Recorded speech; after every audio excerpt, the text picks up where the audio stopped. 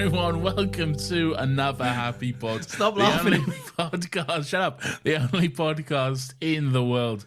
My name is Nathan James Bauer. I am the host of this podcast, and as always, I'm joined by the scum himself. His name is Lawrence Thomas Hi-C. Lawrence, hello, sir, and how are you? I am very well, Nathan. How the devil are you? Oh, okay. I did this previously. Shut up.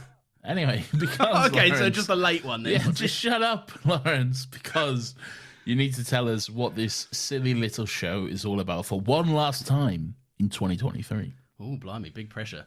Nathan, this is the week where we get together and we discuss something in the realm of pop culture. It could be a movie, it could be a telly show, it could be a video game, but the main thing is that we do so without any of the toxic discourse that is oh so prevalent these days. But today, Nathan, is something a little bit different. We are looking back on 2023 as a whole. It is the end of year special, and to top it off on the day of recording, it is someone's birthday. Is it someone's birthday in the studio? You're absolutely right, Lawrence. It is, of course, Jake Gyllenhaal. Fuck. I've had a few whiskeys. It is Jake Gyllenhaal's birthday, okay? And you know what that means? No! Alright, we'll see you in 10 minutes. We'll see you in 10 minutes, guys.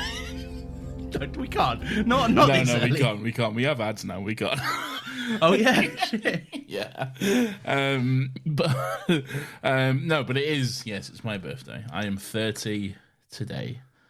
30, flirty, and thriving, I've been saying to you all day. I don't know about that.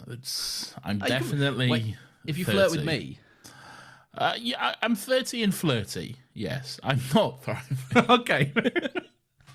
very much not that. But you know, Look, maybe this podcast can turn it around. We'll thrive in the studio. maybe. But I'm already burping. Right, Nathan, why is it a different episode this week? because we're sourced. No, because it's my birthday, so we thought, you know what will be fun. We'll have a few drinks, we'll have a few whiskeys, we'll play some games, we'll play some Fortnite or whatever, and then we'll record Like the most podcast. 30-year-old men do, Yes, of course. exactly. Yeah, I'm sure all men in their 30s play Fortnite.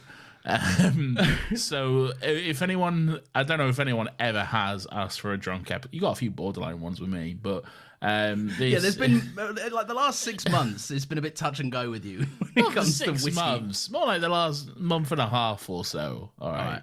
I was being hyperbolic for comedic effect, but Well, I see how that could have tarred you with a bad name. Yeah, I'm going to shut that one down right now. But we've been having a few whiskeys, and we'll have a few more during the recording of this episode. But Lawrence, this, as you said, this is our look back of the year, as it were, our 2023 retrospective, year in review. I wouldn't want to say an awards show because it's not, and we have no awards to give out, but, you know.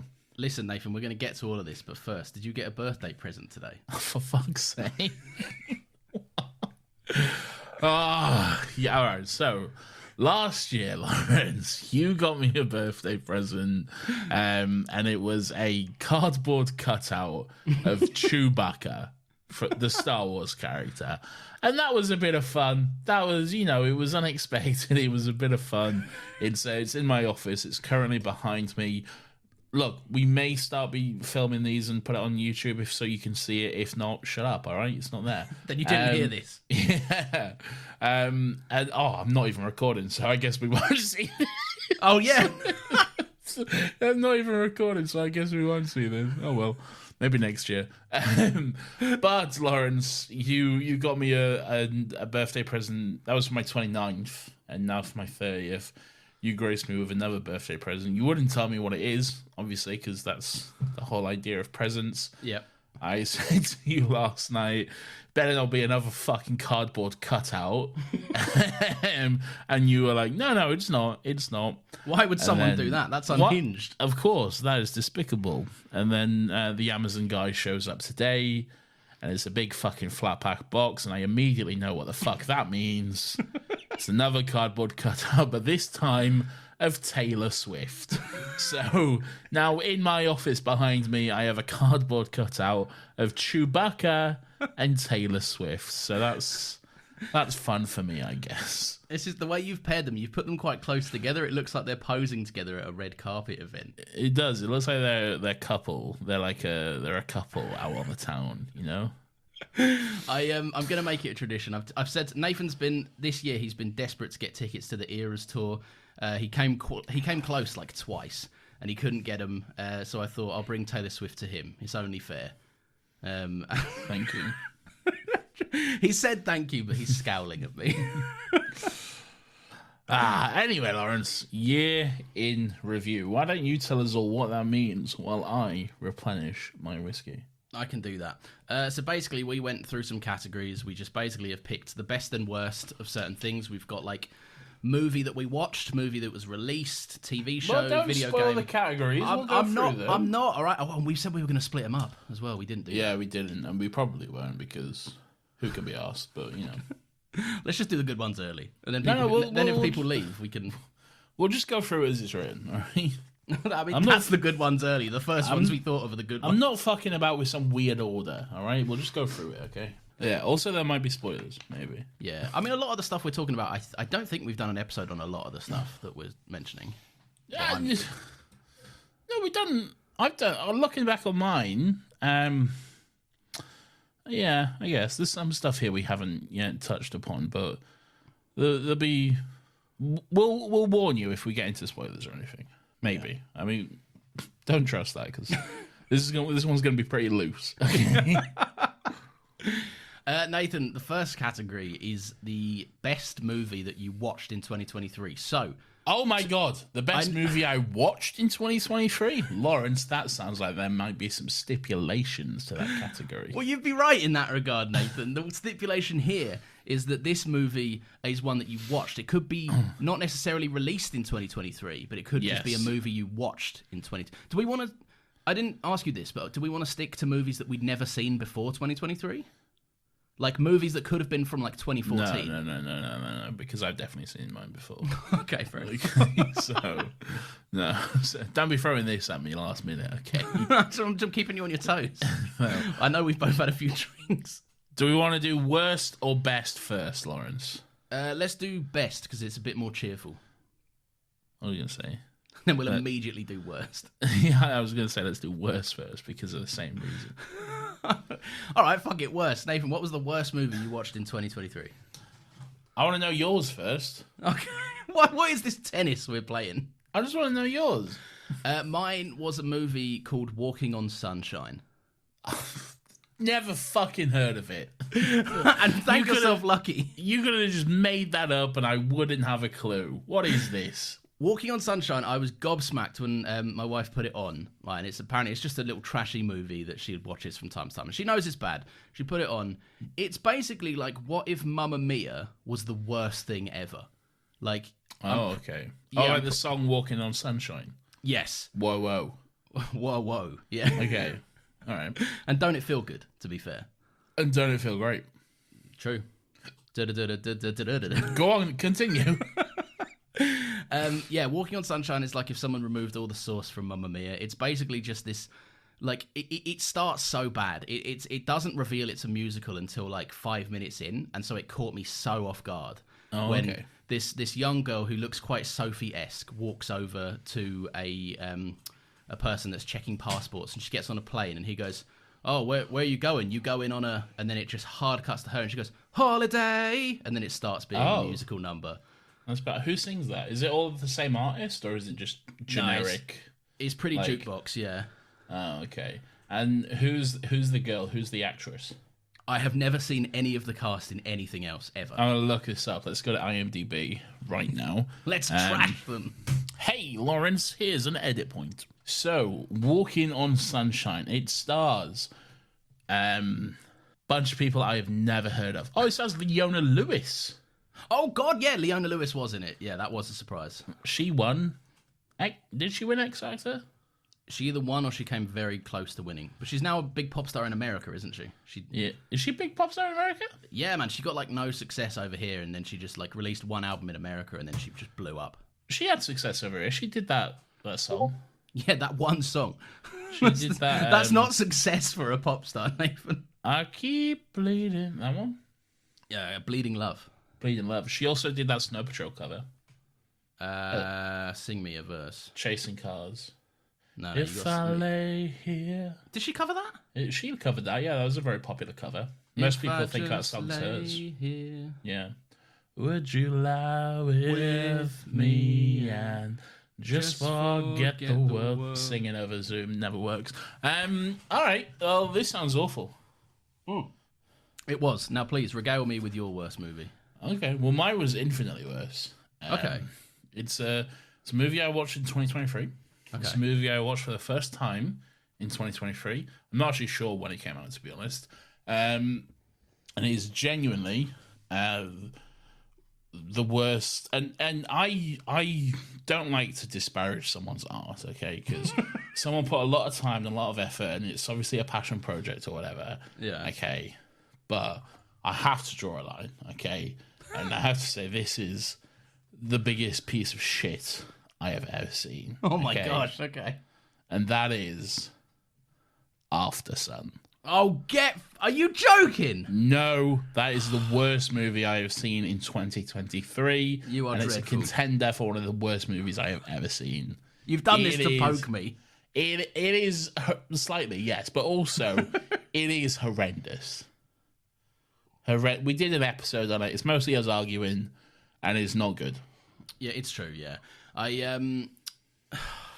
Look, I don't like that you didn't like it. It's a good movie. It's not. No, it's not. It's not a movie. It doesn't have a plot. It's just It does have a plot. It's just listen to the episode and you couldn't follow it. You didn't understand. Have a plot. It's just a series of vague scenes about a shit holiday, and then a guy wants to kill himself or whatever. It has the intention of deepness and the air of someone trying to seem like they're, deep and intricate and all this shit, and it's just it just reeks of pretentiousness. It's boring. I didn't like it at all. I hated it. I don't like you. We've argued about this for an hour already. I will never turn you around on this movie, even though You won't. That's probably one of the best movies I saw. Like, Well, you should have said that. I mean, yeah, look, fair. I didn't say it with my chest, I guess. There you go. So. Nathan, what was the best movie you saw in 2023? Well, you go first. I just went. Okay, it's Creed. Sure you want to do that? No, not Creed 3. Okay. Okay. Creed. Just Creed 1, first Creed. Not Threed, but Creed 1. Creed 1. Right. Yeah, it was a banger. I'd never seen... Was it? Huh? Was it? Yeah, you've never seen it. You can't tell me it wasn't. Yeah, I know. But I have no intention on watching it. It looks boring to me. It's not boring, though. It's like, I don't know, man. There's something about like little training montages. It made me feel strong. I was sat on my sofa like, I could do this. I could never do this. You couldn't do that. I know. The thing is, I don't care about Rocky. I've never cared about Rocky or his silly little robot or whatever. Like, I've got no time for any of this, all right? So a movie which is a spin-off of Rocky but doesn't even... isn't about Rocky, I'm like, why do I care? But that's the best thing. Rocky 1 is good, but then the rest of the Rockies I'm not a fan of. And Rocky got boring, and Sylvester Stallone, it's tough to watch him act sometimes, in my opinion. Yeah, it's just a lot of that. Yeah. Whereas like Michael B. Jordan... Adrian, I'm gonna punch this meat. But look, Michael B. Jordan is a good character. He's a charismatic guy to follow. He's really good. He's Michael fun. B. acting. Stop! You can't steal that. I know. It's Dreadful. Oh God! All right, so that's your best movie of the year, Creed. No, that's the best movie I watched this year. A movie that came out in 2015. Creed. All right. Well, I'm glad you like it. I've never seen any of them, But I just don't care. You keep trying to get me to do them for this podcast. Because I think you'd like them. They're But filled you with thought I'd heart. like After Sun as well. Yeah, but I've learned since then. That was clearly a misfire. I didn't realize you weren't interested in art, Nathan. I thought I'm interested in good art, Lawrence. I'm not interested in empty shit with no meaning. I don't like you, and I think the backstory of why the director made that film would make you feel bad. Well, he should have told me that personally, shouldn't he? Wow, Nathan. Well, yeah, I guess that is actually my bias for showing. Yes, I win. I'll own it. That was bad on my part. All right.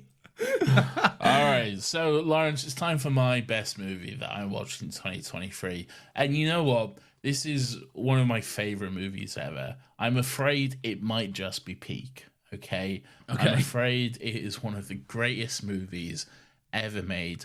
Every time I watch it, and I've seen it like 5 times or something now, I just get so... What? A movie that was released this year you've seen 5 times? No, this is the best movie I watched in 2023. My apologies. Yes, okay. And look, I get very excited every time I watch it. I get so amped and ready to fucking just... Let's fucking go! It's great. It's perfect. It has not a single flaw in it, okay? It is, of course, Godzilla, King of Monsters. I'm afraid it is peak. It's the worst one of them. It's so good. It's amazing, Lawrence. You got Godzilla, you got King Ghidorah, you got Mothra, you got a whole bunch of other titans coming to throw down. I love Godzilla. He's a big, spiky, angry, nuclear, radioactive alligator, and I just want to give him a hug. And... That would hurt. No. Well, yeah, but like it'd be worth it. You take the pain. You take the almost for sure cancer that came with it. Yeah, he's worth it. Fair enough. It's He's the a good worst boy. One of them though. Like, how is it the worst one? It's so good. It almost feels like it feels spare, right? It feels like they made Godzilla. It doesn't. It It's does. great. It's I don't understand the criticisms of the movie. It's genuinely incredible. I love it so much. And you know who agrees with me? A very intelligent man. He's guested on this podcast a number of times. Okay. Ben from Canada. He loves Godzilla v Kong, which I also like. He also... Oh, shit, that's right. Yes. Okay, but I'm sure he I also win likes this again! one. But I'm sure he also likes this one. Right. Godzilla v Kong is also peak. I love that movie as well. It's just not quite as good as King of the Monsters for me, because that is... Look, in terms of who am I siding with in Godzilla vs Kong, it's always my boy Godzilla, all right? Godzilla's my boy. I'm Kong. I'm Team Kong. He's no sauce, mate. He's no sauce. I don't like him. Kong has the far superior movie. Kong Skull Island is a good movie, all right? Kong Skull Island is better than Godzilla 2014 and Lawrence, King of Monsters I remember together. taking you to go see that movie in 2016, 17, or whenever it came out, and you being like, folding your arms and being like, well, that was terrible. I didn't enjoy that at all. That wasn't real cinema. I wasn't even that bad in 2016. You was pretty bad. You were folding your arms and you were like, you couldn't appreciate peak when you saw it, mate. Stop saying this word. No, I've been on Twitter. I see this. I learned a new word. Godzilla Twitter. Nathan, catch him on there. I am on Godzilla Twitter, and you know I love it. I'm enjoying Monarch. It's great. You should all watch it. And look, I love Godzilla. I want to give him a hug and a kiss. Like I said, definite cancer, but you think he's worth it. That's fine. Yeah. Nathan, let's talk about the next category, which is the best/worst movie that was released in 2023. Okay, Lawrence, let's do that. Oh no! Why? What's the laugh? Shall I go first? Fuck it, I can tell you want to, so go on. Okay. I'll go first with the worst movie that was released in 2023. This might not even be true, but I just put After Sun again. Right, no, disqualified. That's 2022. Okay, well, all right, but when was this UK release date? 2022. Are you sure? Almost certain. Let me find out. I'm racing to Google. I Fact need you check to be that. disqualified. As long as it has a 2023 release somewhere in the world, then I'm qualified. That's not fair. Yeah, no, it is. Haha. 18th of November 2022 in the UK, and that is where you would have watched it. When did it come out on digital? Oh, well, no, we did it this year. We did it this year, but that doesn't... we did Yeah, a full Monty this year. Yeah, no, but what I'm saying is I would have watched it this year. You said, like... No, release. This is the release category. After Sun, blah, blah, blah. 21st of October. I cannot see a single instance where After Sun was directed in... It was later made available to stream on Mubi on 5th of January 2023. I'm counting that. That counts. I'm counting it. You haven't taken this seriously, and you are a bitch. I don't I'm counting it, and it was the worst movie that was released. It had a release in 2023. You cannot argue that it did not have a release in 2023. If you try to argue that in a court of law, you will be laughed out the door, my friend. I'm going to leave you with this. Nathan thinks that a lot of film bros and a lot of film Twitter don't like it when people like a movie. But I would just say, let the evidence speak for itself. Wait, man what? Bringing up... You always say... that when, like, the reason you don't like film bro Twitter is because they're like, you can't enjoy this movie. Yes, because it's a hellscape and it's awful, and they keep telling me what to think, and I'll make up my own mind. Thank you. Yeah, but it's almost been a year since we recorded that episode, and you're still like, I don't like it. I'm gonna say it's the worst movie on a technicality. We're doing our year in review. I'm not just bringing this up out of the blue. This didn't come out this year. It did. Fuck you know that's a fuck you. We just proved it. It had a release this year, so that counts, I reckon. Fine. I don't like you, and I want you to take these categories more seriously. I was hoping to engage in a nice conversation. Well, we can engage in that. No, I'm not engaging in this. After Sun slander is over. Okay. Well, what was your worst movie that was released in 2023, Lawrence? Tell us all what you hated. The worst movie that was released in 2023 for me was Fast X. I just did that for fun. I haven't even seen it. It's... Right, Fast and Furious is good when it's dumb. I genuinely think those... Like, Fast and Furious 8 is incredible, right? Just because it has... Yes, man. Right, you have weird double standards. Because you're saying you love Godzilla and you can't handle The Rock beating people up. I haven't seen most of these movies, to be completely honest with you. Is Fast 8... the one where Paul dies? No, that's 7. That's the big See You Again 7. All right, that's the one that most people think is the best. Isn't that the big one that made the most money? It's the biggest one because that was the one that had the death controversy and how are they going to do this and all of this. All right, fair enough. But what was 8? What was the thing in 8? Was that the submarine? Yeah, 8 was the submarine one. Okay, yeah, the submarine. Yeah. But no, like Fast and Furious is at its best when it is like big and dumb and loud and stupid, right? And they're doing ridiculous things in cars that shouldn't work in the way that they do. Yeah. This movie, it has that, but it's also like I've never seen a movie try and take itself so seriously while at the same time be like it had no idea what it was. Yeah. Like, and maybe I'm biased as well because for some reason I was convinced by family members to watch this in 4DX, and that just genuinely felt like someone was grabbing me by the shoulders and just punching me in the face over and over. You have done 4DX a surprisingly large number of times, as in more than once. I've done it twice this year. Yeah. Well, there you go. And like, I cannot think of a worse way to watch a movie. Like, I can. Do you want to watch a movie and be on a roller coaster at the same time? No, I don't. Go away. Stop adding all these gimmicks to the cinema. All right, I don't need fucking 4DX.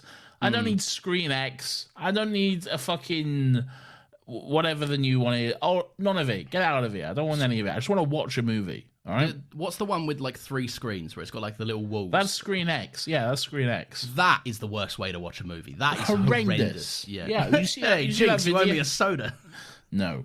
Did you see that video where it's like it's the scene from The Flash where like where Supergirl appears for the first time and Batman's just on screen and he's like got his fist up, but then the camera like pans away, but then you have this like 2D like Batman.png image just floating on the screen. It's so bad.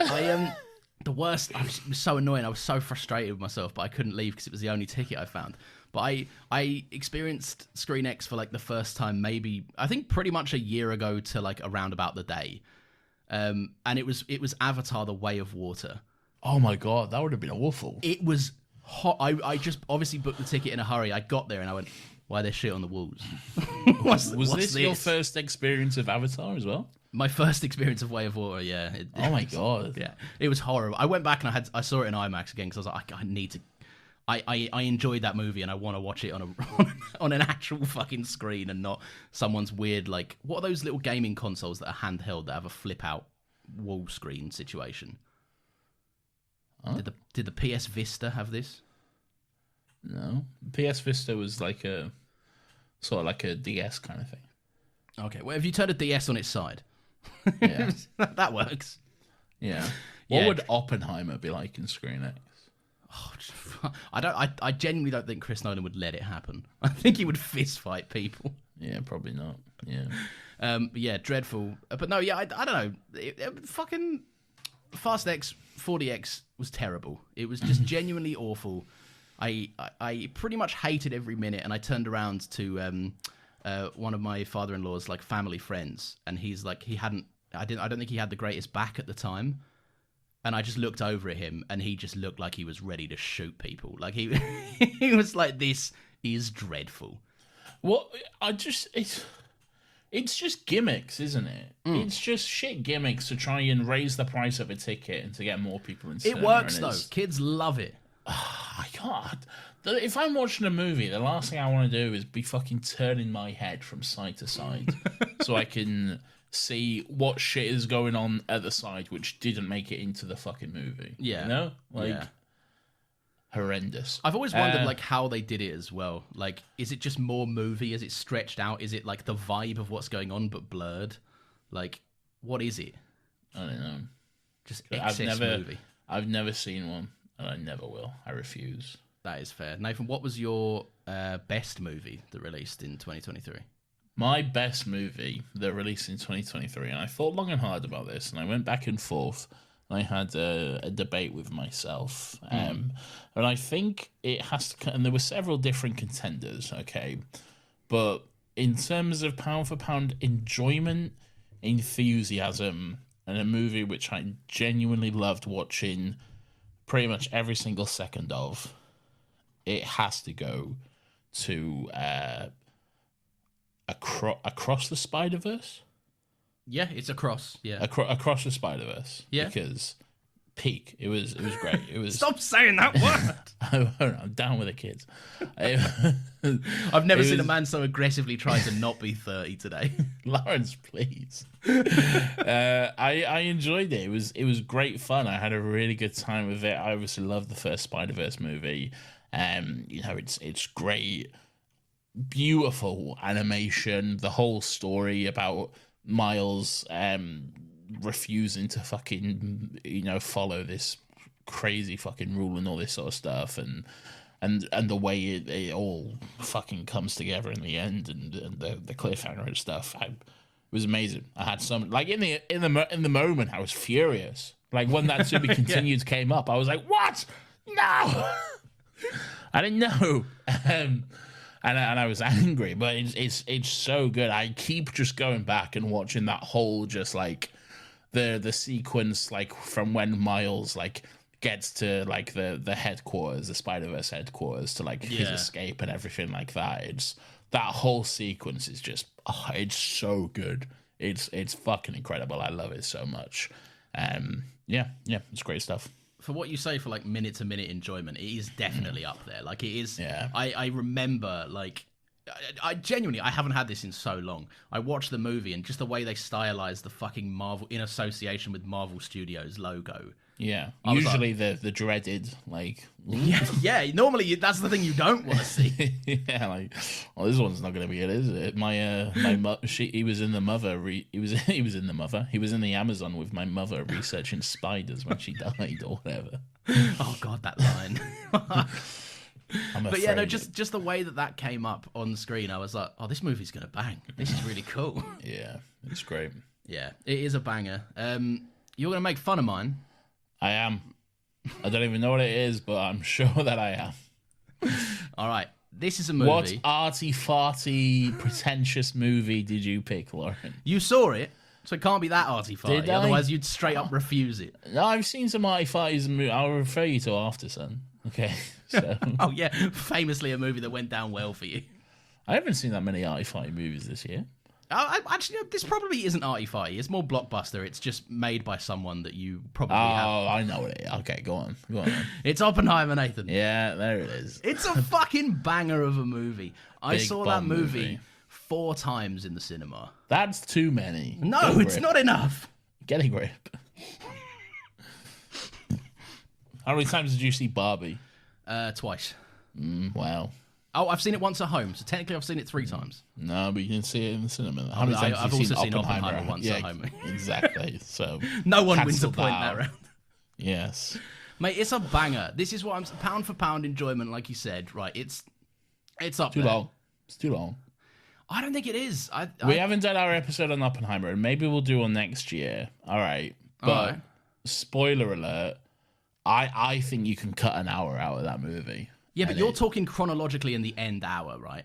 No, well, not necessarily. There'd be stuff cut throughout it. That's the best hour. The last hour is the best hour. I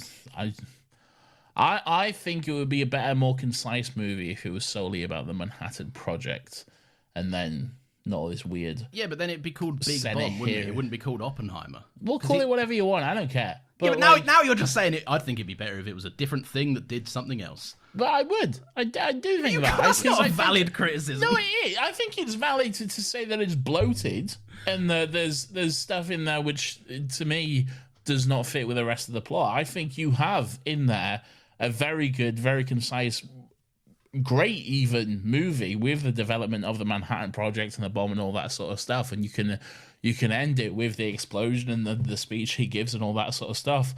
But then when we get into the fucking Senate hearings and all the RDJ stuff, I'm like, look, I enjoy Robert Downey Jr.'s performance, okay? Yeah. It's great. I don't need it. I think it's just it's there because Nolan is like, I can get a good performance out of RDJ. And you can.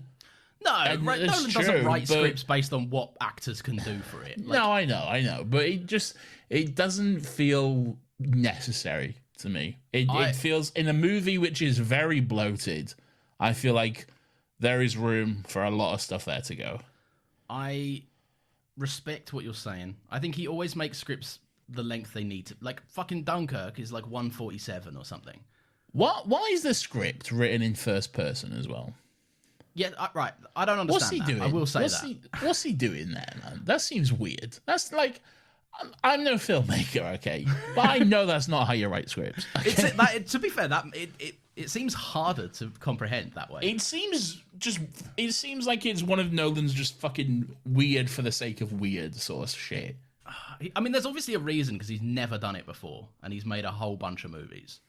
So he obviously found it helpful, and good for him. I mean, the whole thing is very like, it's supposed to be internal, isn't it? It's like his story and how he. Look, we'll do an episode on it, maybe. Maybe. Otherwise, we're here forever.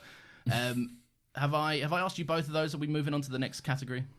So you like Oppenheimer? That's your official pick for best movie of 2023. Indeed, it is. Okay, well, there you go. That's a tone like, the streets will judge you for this. Yeah, well, you didn't pick Barbie. That's all I'm saying. I like Barbie. I loved Barbie, in fact. What does that say about Lawrence? That's all I'm saying. Anyway, and which one did you see first, Lawrence, out of Barbenheimer? I saw Oppenheimer first, I will say. There you go. See? Look, it was the way it planned out. I didn't even do the one-day event thing. I know you didn't, yeah. You was like, I'm not watching that silly little girl movie. Nathan, the next category is a slightly weird one. It is the best surprise movie of 2023. What does that mean, Lawrence? It means, Nathan, it was a movie you went in thinking you'd hate but loved, or it could be a movie you went in thinking you'd love but you hated it. Question, does it have to be a movie that came out in 2023, or can it be a movie that I watched in 2023? Came out in 2023. We've got to keep it relevant for the kids. Okay. Well, mine might be wrong. Do you know what? Give me yours and then apply that rule moving forward. I'm not sure when this movie came out.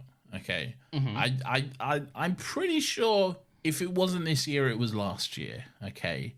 A lot of technicalities coming from you this week, but it's Look, fine. I'm sure we can find a digital release or something. This is not a loophole that I'm going to keep accepting. But to be fair, though, it doesn't say you wrote this particular category, and it just says best surprise movie of 2023. Yes. Now, to me, that could imply a movie that was watched or came out. It doesn't.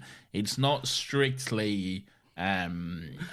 What's the title of this episode going to be, Nathan? 2023 year. Okay. Yeah, right. So carry on. But it's a movie we watched and did an episode on this year as Fine. well, though. So I think it counts. Okay, and it could be. I'm gonna look it up now. Actually, hold on. Let me just quickly look it up because all this could be a moot point. Oh fuck! It's 2022. Okay. Okay. Okay. All right, but regardless, I'm still going with it. It's Bullet Train. Okay. All right. Yeah. Yeah, I thought I was going to hate Bullet Train because it seemed like one of your movies, like one of your like. It doesn't. Have you watched the trailer for Bullet Train? Well, no, but I'd seen like clips on TikTok and stuff. It doesn't look like So- one of my, which by the way, I stuff- also take umbrage with. Well, the stuff I saw of it did, okay? The stuff I saw of it, it looked like just like shitty film bro alpha male It could. movies. Film bros hate this movie. It couldn't be further from the truth. I love it. It's great. I had a lot of fun with it. I said during the episode we did that it's the greatest movie of all time, and it's not, but it's good. It's very good, and I had a lot of fun with it. And for me, it was genuinely a massive surprise. I was going into it like, let's watch this piece of shit, then let's see what happens. And then by the end, I was like, yeah, pretty good. It's true. To be fair, I was amazed at how much you enjoyed it. I didn't think you'd hate it, but like, I don't know. You were on a warpath at that part of the year. I think you didn't like anything I suggested to you. I you missed a few suggested- times for you. Because you suggest mostly shit, Lawrence. But no, that was a good one. Like more stuff like that. I appreciate peak. Okay, But I want to diversify. I want us to do more cool stuff that I like too. we can do more cool stuff. But the problem is, though, You a lot hate of the it. stuff that you like is boring. It's just pretentious nonsense. It's just two men sitting at a desk or whatever talking about the meaning of life. Fuck off! I don't care. Go away. Fucking Willem Dafoe in The Lighthouse or whatever. Get out of here. I don't care. Lighthouse is a great movie. I haven't seen it. I never will. I don't care. Oh, I'm fine. sure it's good. I have no interest. I do not care. All right. What is it about? Like, because it's not a genre. What is it about that type of film that you just It's like? the pretentiousness of it. But right, how is it pretentious to just like say something? Is it like it's not? It's meaningful. Like there's stuff because behind it. it's not necessarily the movie itself. It's more the people who watch it and enjoy it. Right, and, but that's not the No, but movie. listen, no, I know, but I associate them together. It's the people who watch it and enjoy it and then say these are the only valid forms of art, and any other form of art is not valid and not good and slop, and therefore these are the only forms of art that should be made and no other forms of art should exist, which I take huge fucking umbrage with. Okay, but they're also like just holding while I pour. Okay. I didn't realize I'd need as many drinks as I'd need this. No, but right. I genuinely think you'd enjoy a lot of these movies if you let go of your hatred for this community. Like, just fucking mute people on Twitter. Stop looking at They're it. so annoying though. I Yeah, can't. but it's not them. I want to talk to you about good fucking movies that I like. No, and but then I hate also- those people too. But then also I watch these movies and I'm just filled with a sense of pretentiousness from them. Like That's After what you Sun- associate with them, though. I do, yeah. I can't help it. It's just I'm a very working class person. Okay, I've grown up working class. I lived in a fucking council flat for like a lot of my childhood. Okay, I'm Yeah. a very working class person from the north of England. Okay, like I appreciate a good critically acclaimed movie. I spent a large part of my fucking teen and young adult years, like really being into like cinema and you know, like Oscar bait shit and all that kind of stuff. Yeah. But I just over the years I've just grown just tired of it, and the But kind that's of not like the movies. This is my beef. Like, No, this it is my kind beef of because I is. know that you'd like a lot of stuff that I could show. After Sun, fine, all right? It was a miss for you, that's whatever. But there are so many things I could show you that I think you'd love. But just because you see it, like, someone mention it in, like, contention for, like, a best actor or a best fucking actress or best cinematography. I'll watch a best actor or best actress movie. Like I'll watch those. Like I've got no issue with that. But it's just the way that people are like this is the only valid form of art, which really pisses me off. Because art is for everyone, not a certain group of people. Okay, and everyone has different tastes, and art inherently is subjective. There is no objectivity in art, all right? It's no true, matter yeah. what you say, okay? So what may be fucking and sure, we can talk about the process and the actual studios and all that kind of shit. There's a conversation to be had there. Yeah. But in the when it comes to the actual end product, art is not subjective, and it doesn't like deserve to be eradicated or whatever based on one person's view of it. No, movies are for people. If you like, people could watch I think The Flash is morally bankrupt, but people could finish a long shift, right? And if they want to put on The Flash, I don't fucking care. They can put on The Flash. I don't give a fuck if they like it or not. I mean, it's bad, but they can. Yeah, I mean, that's their choice to do it and to like it. Anyway, look, we're going to go on to another spiel. Anyway, all that being said, and for Nathan telling me I love pretentious movies, my best surprise movie was the Super Mario Brothers. I haven't seen it. Do you know what? Right, I think mainly it comes out from like... Wahoo, it's not Mario. It's finally Mario! No, right, fucking... right, everyone said from get-go, like, I know it was a really funny joke, because that you got that guy that owns Nintendo being like, Chris Pratt, this guy is so cool. Yeah. Like, it was a bad announcement, and like, I don't know, it was funny casting, because it's just Chris Pratt playing Mario. Chris Pratt, yeah. Yeah.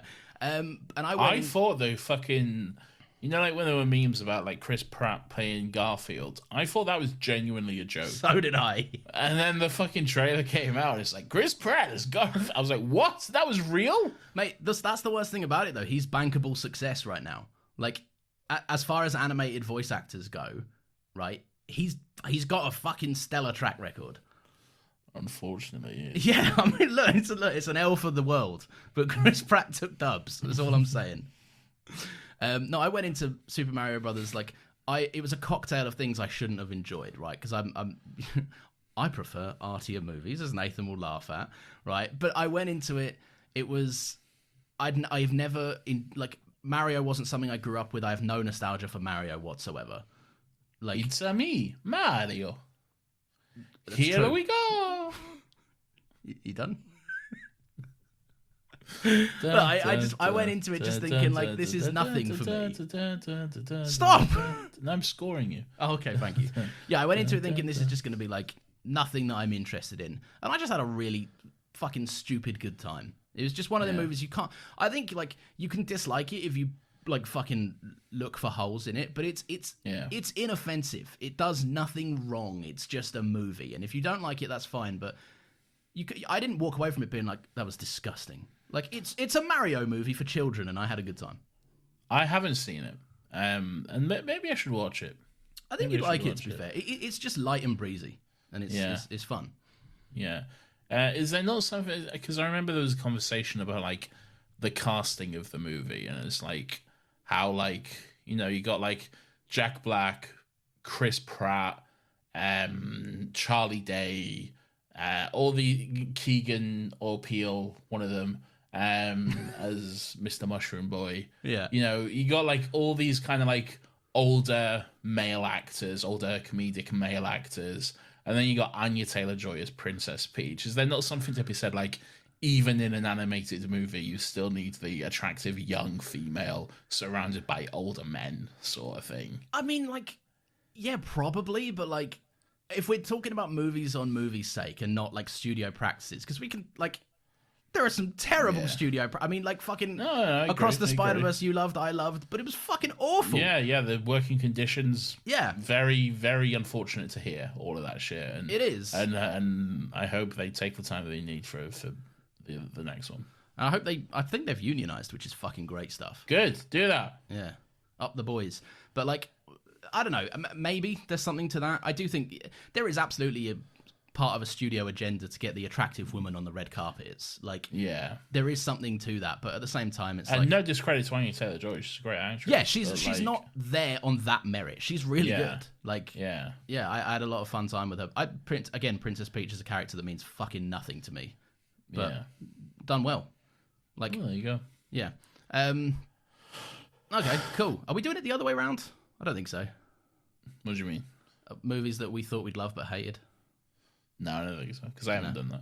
I also haven't done it, so let's move on. Okay, great. Yeah, let's move on. Yeah. Nathan, the best video game that you played this year. This can be... you missed one. Have I? Oh, I have. Yeah, you have, yeah. Nathan, the best telly show that you watched this year.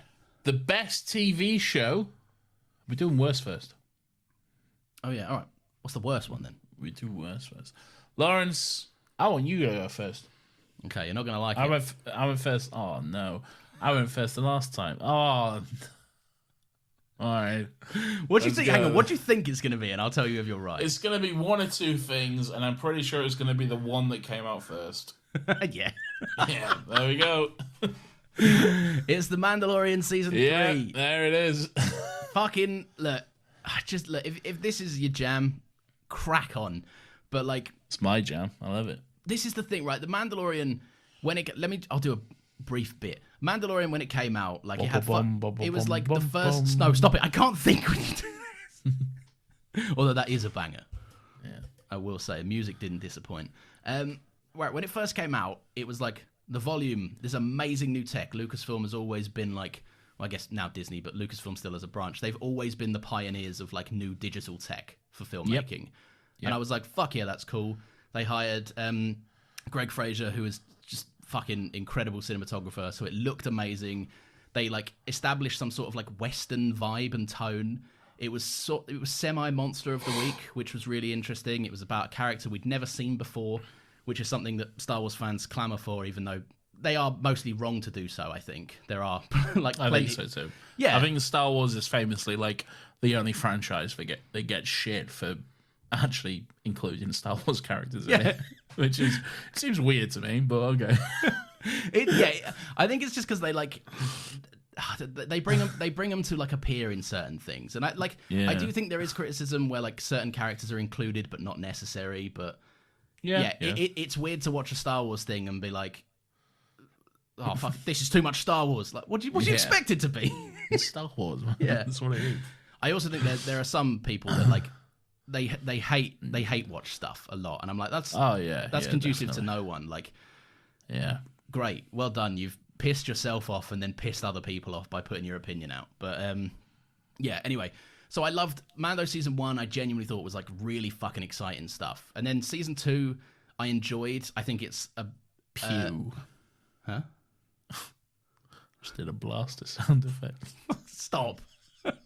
Season 2 I enjoyed less, but like still quite enjoyed it. I got a lot out of it. And then season 3, it departed with anything I found interesting. Like it like I'm being nice, but at the same time you slashed Aftersun, so I'm just gonna be brutal and say that it looked like shit. The episode structuring was horrible and like incoherent, and I don't know, I've just felt like it dropped any sense of style for like what was easy to produce and make. And I understand they probably had some lockdown restrictions, but at the same time, like a bunch of other stuff did, and it didn't look this fucking bad. And I don't know, I didn't enjoy it was a show. If we weren't doing an episode, I would have stopped after like the 3rd episode. I don't care. I don't know. I enjoy it. Is there not a part of like, because I think what I said about the like Lucasfilm pushing. I know you fucking love this franchise and these characters. I get that, and you've said it yourself. You do have a bias towards them. I do, yes. But like, is there not a part of you that's like, when Lucasfilm stops pushing the needle forward, now under the arm of Disney, it's just like, that's disappointing. Like the Mando season 1 had so much going for it. And it because I don't see it as them not pushing the needle forward.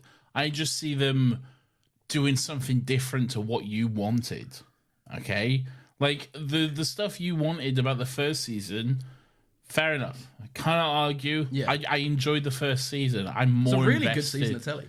It is a really good season of TV, but I'm more invested in the show as it's gone on because I love the characters of Star Wars. I love how things connect together and stuff. So when it does all come together in this way, it's all about like the greater fight of good versus evil rather than this like wolf and cub storyline sort of thing. That's the shit I enjoy. Star Wars is ultimately, you know, a big space fantasy about the fight of good versus evil, and that's why I like it. That's why I enjoy it. And the Wolf of Cub storyline could have done that, I guess, but like it seems like kind of separate from that sort of thing. It doesn't necessarily seem like, I don't know. It's not that it doesn't seem like Star Wars, but it's just like the stuff with season 3 is like it's more in line with what Star Wars is for me. You know? No, and that's completely fair. Like, I'm not saying that no one can enjoy it. I don't know. I think that's a fair comment on like what I didn't get out what I loved. I just think it changed. It changed too much, and it did. I agree. Yeah, it has changed. It's just whether or not you like that change or not. You know. That's my like.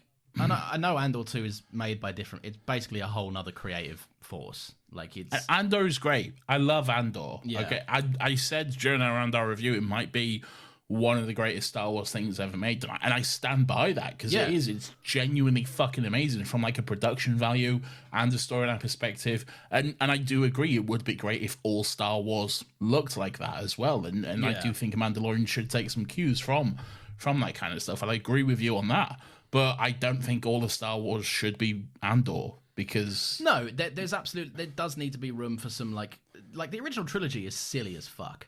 Right, it's very silly, yeah. And there should be room for like playing stuff. And at the end of the day, it's important to remember like fucking getting new audiences. And Disney is very aware of this, but like getting new audiences is key for franchise surviving. But also, it's just cool to introduce them to like Star Wars and be like, this is a massive part of what people like in this fucking generation. So passing it on to younger people is always a good thing, and they don't want to watch children die on Andor. Like, so like, I don't know. For me, it was just like, I am not, and I think I found like a lot of the filmmaking kind of stuff that stuff like that was apparent in Ahsoka as well, and I didn't have that strong of an opinion on Ahsoka. I quite enjoyed it, and the reason I don't think it like tracked the same way that Mando 3 did for me was because like, I've seen Mando do better, so I know it could be done. Like I'm there. Like I just wish they kept up with that stuff.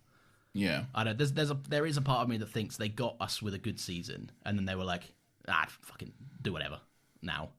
Like and for some people, like I'm not trying to like discredit it at all, because for some people, like they just loved what it did and what it said. And if I understood Star Wars more, there's probably a lot of stuff I didn't pick up on. I don't know. Just for me personally, I was just a bit like, this is not what I wanted out of this show, and that's fine. I guess it just didn't end up being for me. Yeah. Anyway, what did you hate? I didn't really hate this, but just in terms of everything I saw this year, what I enjoyed the least, Secret Invasion. It was not great. It wasn't dire, terrible, the worst thing ever like people make it out to be. I think there was some highlights among it. Most of all, the performance from Ben Mendelsohn, the guy who plays the villain Gravik, and he's also a Ken. I forget his name. Sorry. He's fun, that guy, isn't he? He is fun, yeah. And Emilia Clarke as well, and Olivia Colman actually. I just it's lost in this strange storyline and plot elements which don't really make sense, it's like it's not good, really. It's not good. It's a mess. It's a big mess, and in terms of everything I watched this year, definitely something I enjoyed the least. It is like that's a massive shame, is it? Considering like where Marvel TV started, like the first thing they banged out was WandaVision. Oh, still to this, my favorite thing. It's really good. I've been thinking about it like earlier, just the hype and the speculation around WandaVision. It was such a special time. It was fucking wild. I love WandaVision so much. It's such a good show. That was like peak work from home. Watch it on your lunch break. Go on Twitter for the rest of your work day and see what people are saying. Watch some recap videos. Like, that was a great time. And isn't it fucking nuts how quickly they've just pissed everyone off? Yeah, but we'll be saying that Loki this year was very good. Loki again, was but really, again, these are like really good. These are like who made Loki season 2? I can't remember. I don't know. They plucked 2 directors from like some random other project that was like quite well known as well. Kate Herron did season 1. I don't know who did season 2 though. Yeah, I love Loki season 2. To be fair, really. It's really good. Yeah, have you seen it all? Have I seen all of Loki season 2? Oh yeah. It took me a while, but I caught up with it because I had to make a video on it. So I was like, I can't be spoiled by a fucking video essay. Yeah, no, it's really good. I really love the ending of it and like what happens to Loki and like his role now in the MCU and that sort of stuff. I think it's genuinely like one of the best things Marvel have done in a little bit. It's really fucking good. But they're at their strongest where they're just in their own corner doing something different. 100. And they. I don't even know if I want to say this, but like they made a person who is by all rights fucking horrible seem pretty okay. Like I enjoyed that performance in the show, and that's something you've said. I didn't enjoy that performance in Ant-Man. It's true. I wondered why you were like. I was like, I also think Loki was a terrible person, but then was redeemed as Nathan. What are you talking about? Why is that a bad thing to say? Yeah, no, yeah. Look, fucking. For all of his flaws, of which he's been found guilty and does have extremely many. And now he's been fired, so good. Good, absolutely good. Yes. Move forward without him, don't mention him or recast and everyone forget he was ever a part of it. Yeah. But, like, you could still be a good actor, though, can't you? Like, he had to be for the way he won everyone over in 2023. No, but, like, I didn't enjoy his performance in Quantumania, though. Yeah. I thought he was pretty bad in Quantumania. And I that was got a my bad beef movie with Peyton overall. Reed as well. Yeah. That was not a great movie overall. Okay, but like I really didn't enjoy what he was doing in that movie. But like in his role as Victor Timely and this and the One Who Remains, it was really good. There was something about it which was quite earnest and enjoyable. I think it's also like, I mean, he is a talented actor, but there is an emphasis of like when you let a fucking actor act and like when you highlight a performance rather than just be like, here they are on a green wall, there's shit behind them that you can't make out, and then they're just kind of shouting their lines at no one or a tennis ball at best. Like there's a difference. Yeah. There is.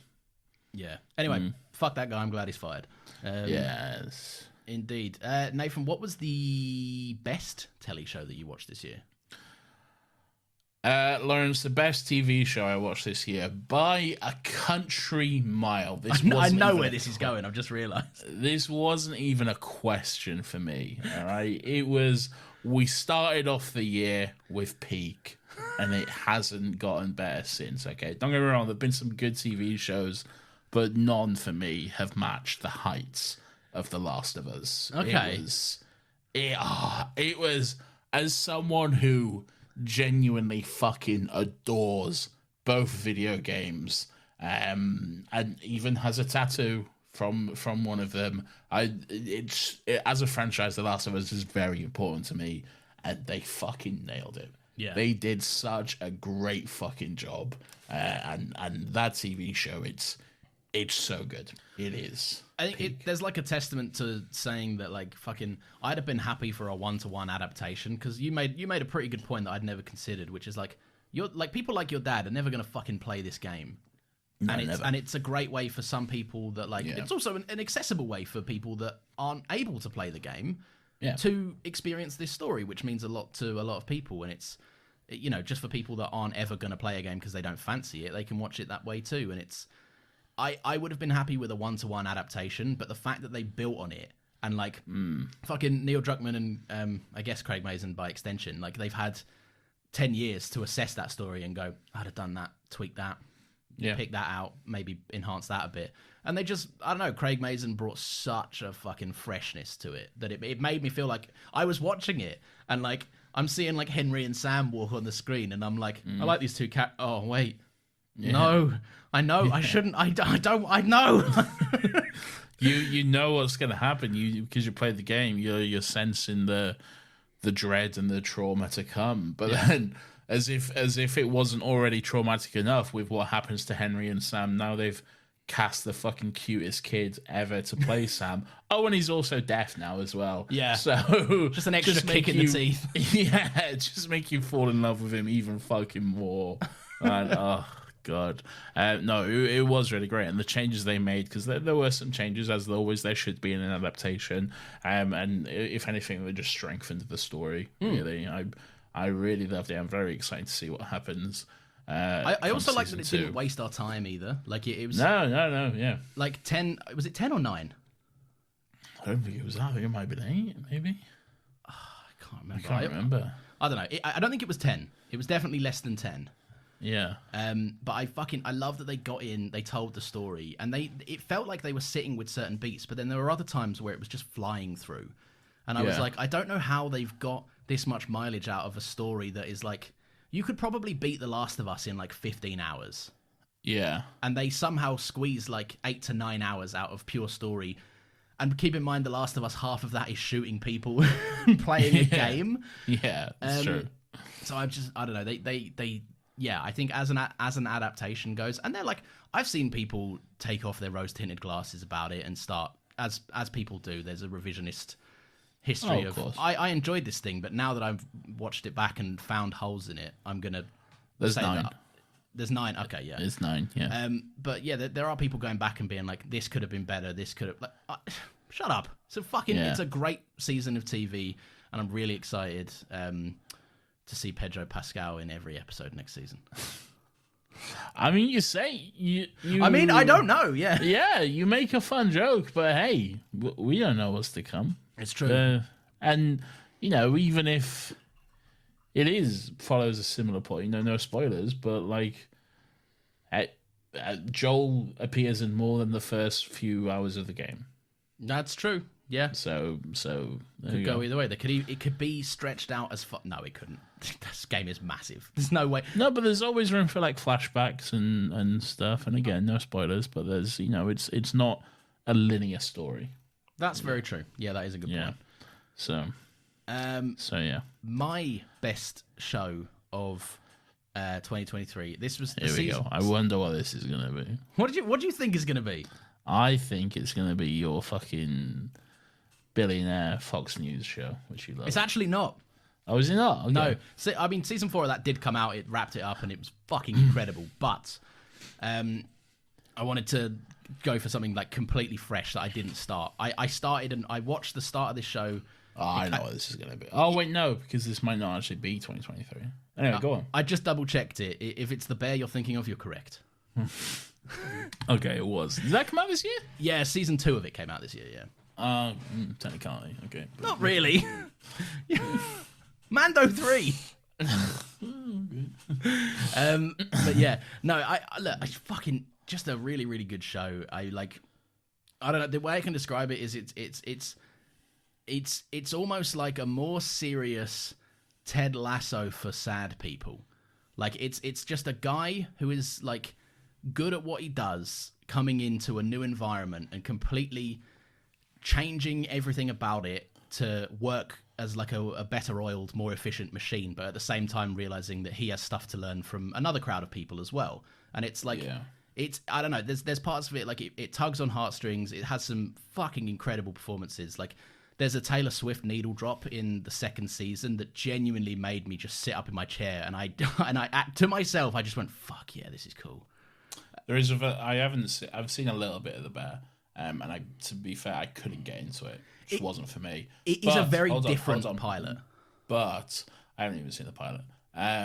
But there was one line which made me laugh, which is the character of Cousin, and I think he's talking to his daughter, and he says like, it's like, he says something like, "Oh, and Daddy loves Taylor Swift too. He just needs a break," or whatever. Yeah. he says, which is very funny. Would you believe? What's the needle drop though? What's the song? Love Story. Oh, okay. Yeah. Good That, funnily enough, that because obviously I said I got up and got excited about that moment. That line comes back to possibly bring the most emotional moment of TV I've seen in a while. Like, Really? yeah, that character in itself, like, oh boy, I think if I know it's like, it's a bit of a weird one to start. I wasn't sure in it for the first couple of episodes, but like it really grew on me and I really got into it, and it's just, I don't know, so good. And it's like, it's one of them shows where you're watching it and then all of a sudden there's characters you hear about for like a season, and then in season 2 you finally see that character on screen and you're like, that's fucking that person. And and it's weird to just think back and be like, hang on, John Bernthal's been this guy's brother the whole time. Oh, fucking Gillian Jacobs has been this character.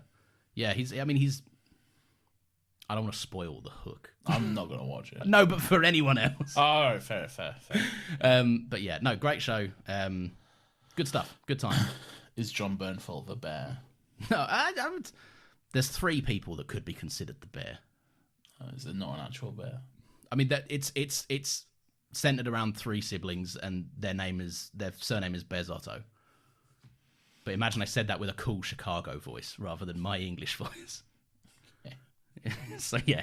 Anyway, should we move on to the next category? Yes, Lawrence, this is the Real Video Game Awards Game of the Year. This is best or worst, or both best/worst video game you played. Lawrence, hit me with your worst video game of 2023. Modern Warfare 3. Yes! God fucking damn it! I've been making fun of you this week. I asked you yesterday if you'd bought Modern Warfare 3, and to my disappointment, you said yes. What do you mean to your disappointment? You were overjoyed that you got to laugh at me.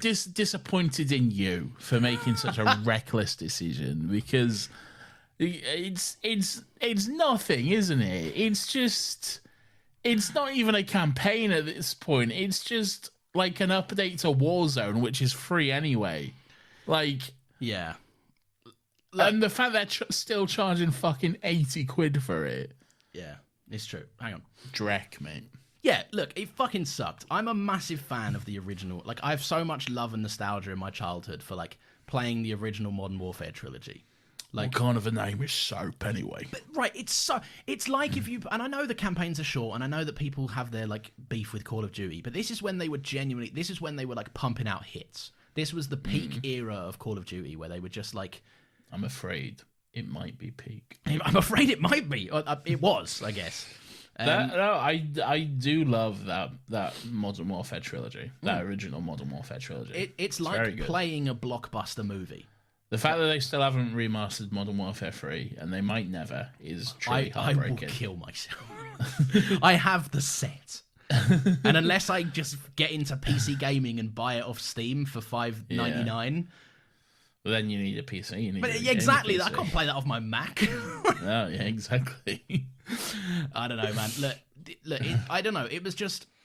It feels like the last hurrah of a dying franchise, desperate to get them. And it fucking worked, because they include clever little things that are going to pull on my, like, love of the original trilogy. They brought back, for the multiplayer, they brought back all of the Modern Warfare 2 games. When they remastered the original Modern Warfare 2 a couple of years back, they didn't include a multiplayer. So it's always been something that, like, I'd love to play those games. I'd love to play in those maps again. And they bring these little hooks in. Right, and by the way, when I say all of this about Call of Duty, I've never played Warzone. I played Warzone once and went, I fucking hate this. I played Warzone a few times. We're more Fortnite. We like Fortnite. Yeah, Warzone is like Fortnite if you're just fucking love Monster Energy and like have no time to do anything else. Like, no, but it is though, isn't it? Because you just used to hate Fortnite though. We used to talk about Fortnite like. And to be fair, we'd never played it. Yeah, I mean, and that's why, Nathan. We talked about Fortnite, the kids on Fortnite. And then we played it, we're like, oh, this is actually quite fun. It's really good. And then we got really into it. we played a few games tonight. We got a dub tonight. We got a dub. It was good. We had fun. we hit them with the Gangnam Style when we won. We did. We hit them with the emote. I'm not ashamed. But no, look, it's when I'm talking about Call of Duty, I'm only talking about the campaign stuff, really.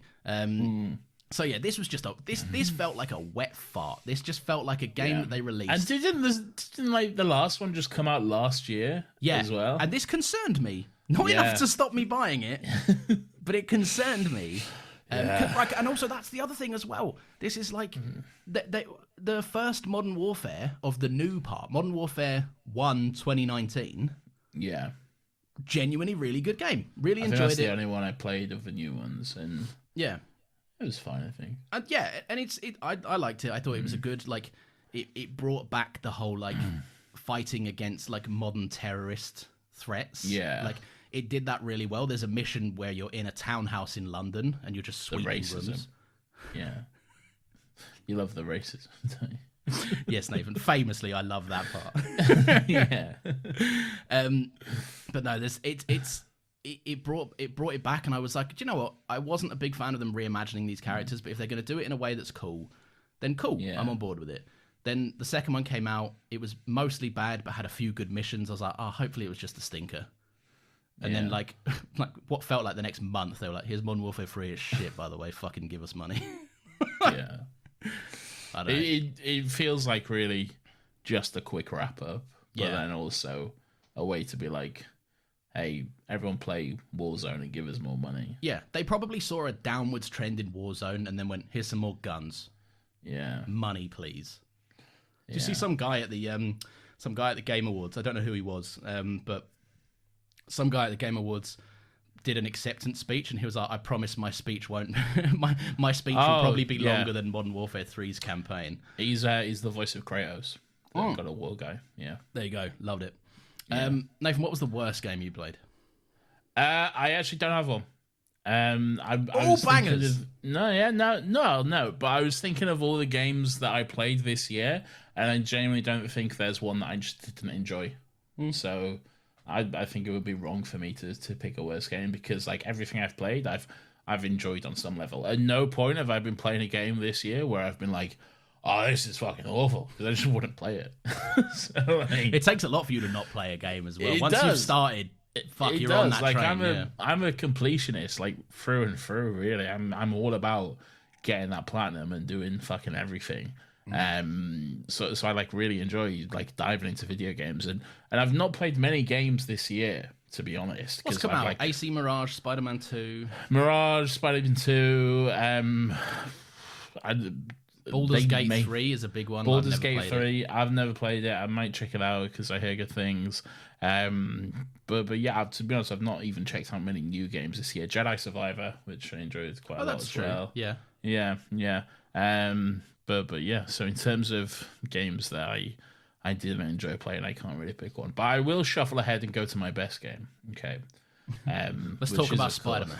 Yes, let's talk about Spider-Man 2. Okay. We'll do both of us here. Are you the same? Yeah, of course. Yeah, of course, man. It was How could you fucking not great. be? I love it. I know, and I refuse to be part of this revisionist history. I see you, Twitter, this fucking biggest disappointment, actually. And like, no, I had a great time playing it. It was fun from fucking start to finish. I fucking loved the storyline. I loved the way the progression from the first game and how much the mechanics have evolved and all that kind of stuff. And it's so good. I loved it so much, man. Yeah. I mean, we loved it enough to do like almost like 2.5 hours on it. Exactly. So, yeah. It was. I'm happy that like I even in that episode, like I was aware enough of the game to be like, here's some criticisms. So anything I've said bad about it, I said from day one, and I really enjoyed AC Mirage, but like it's still game of the year for me. I really enjoyed it. Oh yeah. And also I should say that like I see people that are like the game of the year. It didn't get game of the year. Game of the year is washed. This shit mid. All of this stuff on Twitter. It's like I don't play many games. This was a really good game that I played. Yeah. And like, who cares if it didn't get game of the year? Man? It doesn't mean anything. It really does not mean anything at all. Like, I love it. Like I like to see people recognized for their stuff. But like last year there was it was like an instance where Jamie Lee Curtis won a supporting actress Oscar over like some other supporting actresses. No, but she won it is because she won it for Everything Everywhere, which was like what? Just crazy for her to be the one that won it from that movie. Yeah. Exactly. Like, out of all the performances in that movie, she was the one who, and I'm sure like other people wanted stuff as well, but like, I don't know. For me, there was two people that should have got it. Like, I would have been happy with two people getting it, and like, if it was going to go to Everything Everywhere, it should have been Stephanie Hsu. Like, it just should have been. Yeah. But this is what I'm saying about awards, right? Like, the fact that Stephanie Hsu didn't win it. Like, when I watch Everything Everywhere All at Once, she didn't disappear from the movie. Like, it would have been great if she was recognized for like incredible work, but at the same time, like, she's in a movie that won Best Picture, and I'm pretty sure it's one of her like first professional credits, like big hitters. So like, it's fine. I think the trouble with award shows is there's too much stuff these days. What do you mean? Like, too much stuff to choose from? Yes, because like people like get very passionate about the stuff that they enjoy, like the shows and the movies and the video games and stuff that they enjoy. Okay, and it's particularly evident with TV shows, because when it comes to like Emmys and Golden Globes and BAFTAs and all that kind of shit, you'll always find outrage, no matter what. Yeah. You'll always find outrage because, like, again, people are very passionate about the shows that they enjoy, and they should be. That's absolutely great, but there's so much fucking TV these days. Yeah. There is like so much like premium good TV as well. The needle's moved, doesn't it? Like they're trying to push for that. It's impossible to keep up and watch it all. So when you say like people have been like fucking robbed, how dare they not even like it's such a fucking stacked landscape. Like things are gonna be fucking left out in the dark, and you know, when it comes down to it, it may be that this was better. It's just that unfortunately not enough people saw it as opposed to this and that kind of thing. And it's like, it's not some big conspiracy theory. It's just unfortunately there's just so much shit at the moment, really. Also, there's like, it comes down to like subjective opinion, right? Because like, of course, there is like, and this is not me trying to bring it up as like an argument or a joke or anything, but like, you hated After Sun and I loved it. Awful. And if we were both on the Academy, then we've got two different votes. Like, it means different things to different people. Out. Yeah. Shut up. Yeah. It's bad. I even came to that in good faith, and you can't extend that. Fuck you. No, but Spider-Man 2, it's great. I enjoyed it so much. Obviously, go back and listen to that episode if you want to hear more in-depth thoughts, but such a fucking good game. I still, every now and then, I'm waiting for New Game Plus, but I'll still just load it up and just like swing around the city for a little while because it's so much fun. It's great. I really want New Game Plus to come out. Like, yeah, me too. I'm holding out for that New Game Plus. Yeah, man. I considered like maybe playing it again like about 2 weeks ago, and then I was just like, I'm just gonna hold off because I'd much rather just do this. Yeah, like when I want to do it. With my stuff. Did we? Anything else to talk about? Yeah, we've done worst as well. The video games, we'll move on. Nathan, what is the best? And I'm not going to do a worst because I feel like we'd just be taking I'll go a worst. Is it mine? I've got a worst. Fuck you. All right, fine. I won't do a worst because I don't feel like taking shots at like, we're a small podcast. I don't want to take shots at a big hitter or someone that's basically just like us. You said you was going to do Joe Rogan. All right, fine. My word, but that implies I've listened to it, and I haven't. Lawrence's biggest fan of. I hate the Joe Rogan Experience. I've never listened to an episode. The only stuff I've heard from it is like stuff that comes up on Twitter, and I'm like, this fucking egg is just a moron. Yeah. All right, so we're doing best/worst podcast we listened to this year. Yes. Yes. Okay. And I'll go first with my worst. Yeah, go on. Just fucking. Okay. I should make a drink.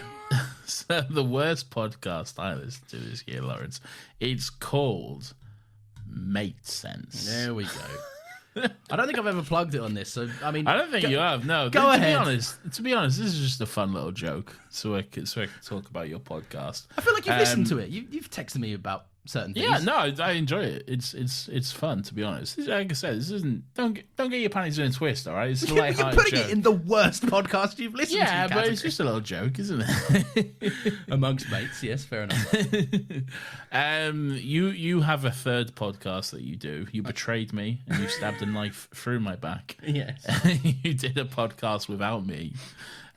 With your friend Joe, who's also one of your best men at your wedding. It was me, it was Joe and it was your brother. Yeah, it's not some other guy I've just got off the street. I don't dislike podcasting with you that much. No. And Joe appeared on our podcast. He appeared on this podcast way back in the day, like Way back. like one of the first episodes he appeared on.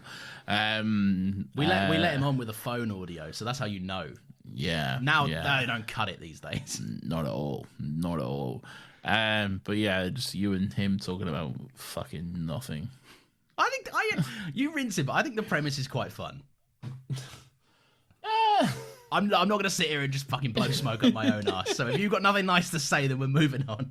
It can be fun. The problem, I've told you this before, Yeah. but the problem I have with it is you both speak with such confidence about things you are very wrong about. Yeah. And it's so annoying. You have a special place for being like. We've said this before on this show as well, but like you even if it's like. Even if I trip up on a word, you're like, it was this, by the way. Yeah. And you will not let me move on until I've corrected it. That's exclusively with you, by the way. I'm not like that with anyone else. It's just you. I'm glad it's reserved for me. That's kind. Yeah. And I have never been invited on to Make Sense. So. Joe hasn't been on this one in fucking 2 years. But has he been on it? Fine. There you go. Fine. And yet I am left out in the cold. Nathan, what was the best podcast you listened to this year? Well, what was yours? I just did mine. I'm going to break the rules, but you had a free one earlier that came out in 2022 as well. Well, did they release an episode in 2023? Oh, I was going to name a specific episode. Oh, I haven't done that. I've just done okay. podcasts as a whole. It's Do Go On. Okay. We've mentioned them quite a lot in the last couple of weeks. Love Do Go On. They're genuinely just a really good group. They've got a great dynamic. What is Do Go On, Lawrence, for people who may not know? Do Go On is like a educational / somewhat historical comedy podcast where basically 3 comedians from Australia, they get in a room and each week they kind of pull a topic out of a hat and one of them goes away, researches it, and then essentially tries to get through like almost like an essay type report.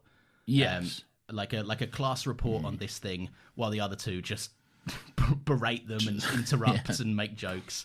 They've done loads. Like there's fucking genuinely some banger episodes. The killer Over ones, 400 episodes at this point. Yeah, exactly. And the killer ones are always good. They've got like a couple on like big historical events. Like there's a great one they have on the assassination of JFK, which is possibly like, it doesn't sound it, but possibly one of the funniest couple of hours of podcasting I've heard.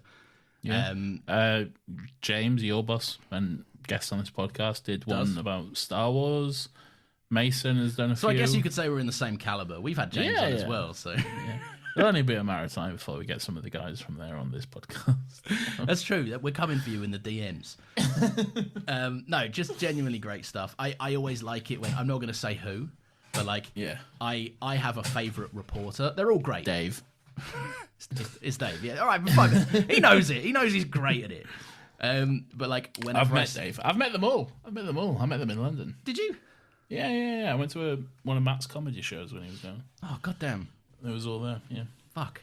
Yeah. No. I always get a little thrill when I like. I think I sent you a meme a while ago. It's like, Do Go On releases a new episode. And it's like a man enjoying himself. Do Go On are doing an episode about something that you really are interested in. And then it just at the end is like, and Dave's reporting it. And like, it's just like melt your brain levels of euphoria. What's the specific episode, though, that's got you pumped here? The reason, they're all great, but this one's a bit different. This was a live special they did, and they did it on the Star Wars holiday special. Okay. Yeah. And I liked it because at first, I don't know, I have if something breaks a format, I get a bit like, I don't know, a bit weird about it. I'm like, oh, that's not what it's normally like. And it was a live show, and I was like, oh, maybe I'll like go past this one. And then I just listened to it all, and it's I don't know, it adds to the experience just hearing the audience. I mean, they're comedians. They do crowd work, and they're all really good at it. So this is their job. They know what they're doing. Yeah, exactly. Yeah, no. And you've seen the Star Wars holiday special because I made you watch it for an episode of this podcast, which never got released because we lost it. And to this day, one of the most painful experiences of my life was watching that. It genuinely hurts, and like the fact that we did it for nothing. Yeah. Like if you had told me that, like if you had told me you lost it on the same day, because I think you had the file and then it corrupted or something, right? Like it. I can't remember exactly what happened, but I know. I found out the next day that it wouldn't be coming out. Yeah. But if you had told me like 5 minutes after we recorded it, I think I would have put my head through a wall. Like that was hard to watch. Yeah. But you lost the Last of Us episode, so. That's true. I did. Yeah, that was a war crime on my part. That was a war crime. And it was such a good episode as well. It was such a good episode. I even cried during it. Yeah. It was genuinely a very good episode. We like it may sound like we're just being silly now to be like it was an amazing episode you'll never hear, but we were both firing on. Like I don't blow smoke up our asses often, but like we were firing on all fucking cylinders. And then you fucking lost it. Do you know, like, I tried, like, 8 file recovery softwares. Like, I probably gave myself a virus trying to get that file back. And I could never. Anyway, what was your favourite podcast this year? Mish and Zach's Leguizamo Rama. You've told me about this. I know, this is also a podcast from Australia, from a group of comedians. From 2 comedians. Mish Wittrup and Zachary Ruane. Zach, a member of Auntie Donna. But they have a podcast they do where because they love character actor John Leguizamo, they have decided to do a podcast where they just go through his entire filmography. They'll watch something at random, one of his movies, one of his TV shows, or even like an interview he did for 5 minutes on like the Kelly Clarkson show or whatever. They'll watch it and they'll talk about it.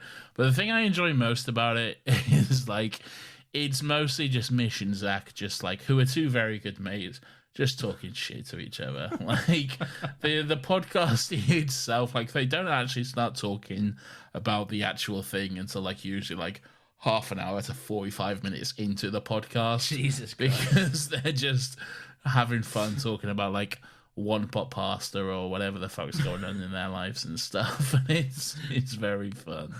I enjoy it a lot. It's a very funny podcast.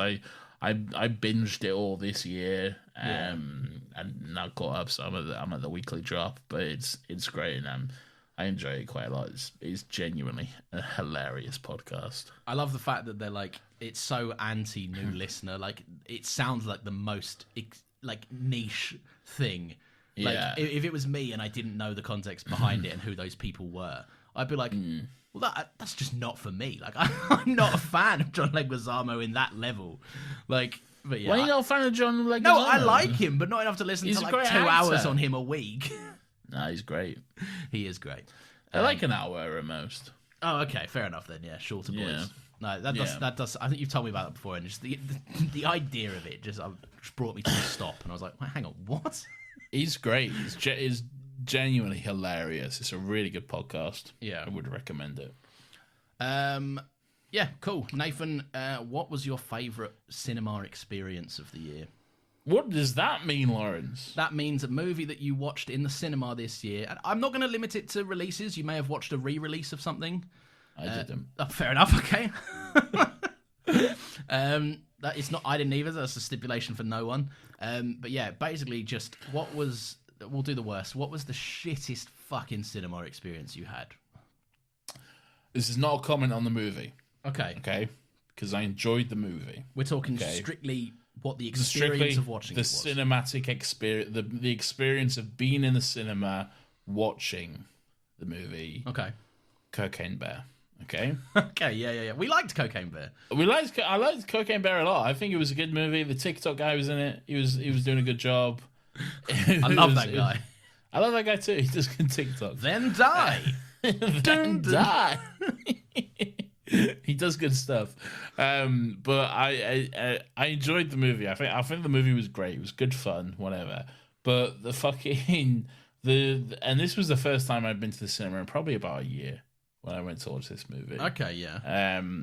I hated it. And I was just reminded of why I just don't go to the cinema. Oh, I remember anymore, in the episode you went on a big rant about like I did, yes. I was right. Just, like I am absolutely not one of these people who is like, oh, the younger generation, they're not as good as our generation, and they don't know what they're doing, and blah blah blah blah blah, and shitting on the new generation for whatever. But I think there is something to be said about the fact that etiquette in the cinema, particularly amongst younger people, has been lost. Yes. And it's really fucking annoying. Okay? People are just openly talking, they're on their phones, they're doing whatever, and it's so fucking frustrating. There is an etiquette and a guidelines that you need to follow in the cinema. Yeah. Because otherwise, what are we fucking doing here, mate? Like, I'm here to watch a movie, not listen to your fucking TikToks playing in the background. Why are you here if you're just what are you doing that? Cinema isn't cheap these days. It's expensive, man. Like, why are you here just to fucking watch TikToks on your phone? It's so frustrating, and I fucking hated being in that cinema. I enjoyed the movie, but just fucking being in that cinema was so frustrating. Yeah, to me. I'm my job now. I'm so fortunate because I will go to the cinema at 9 a.m. just to ensure that like fucking next to no one is there. And if anyone is there, they're also there at 9 a.m, so they're taking shit seriously. Yeah.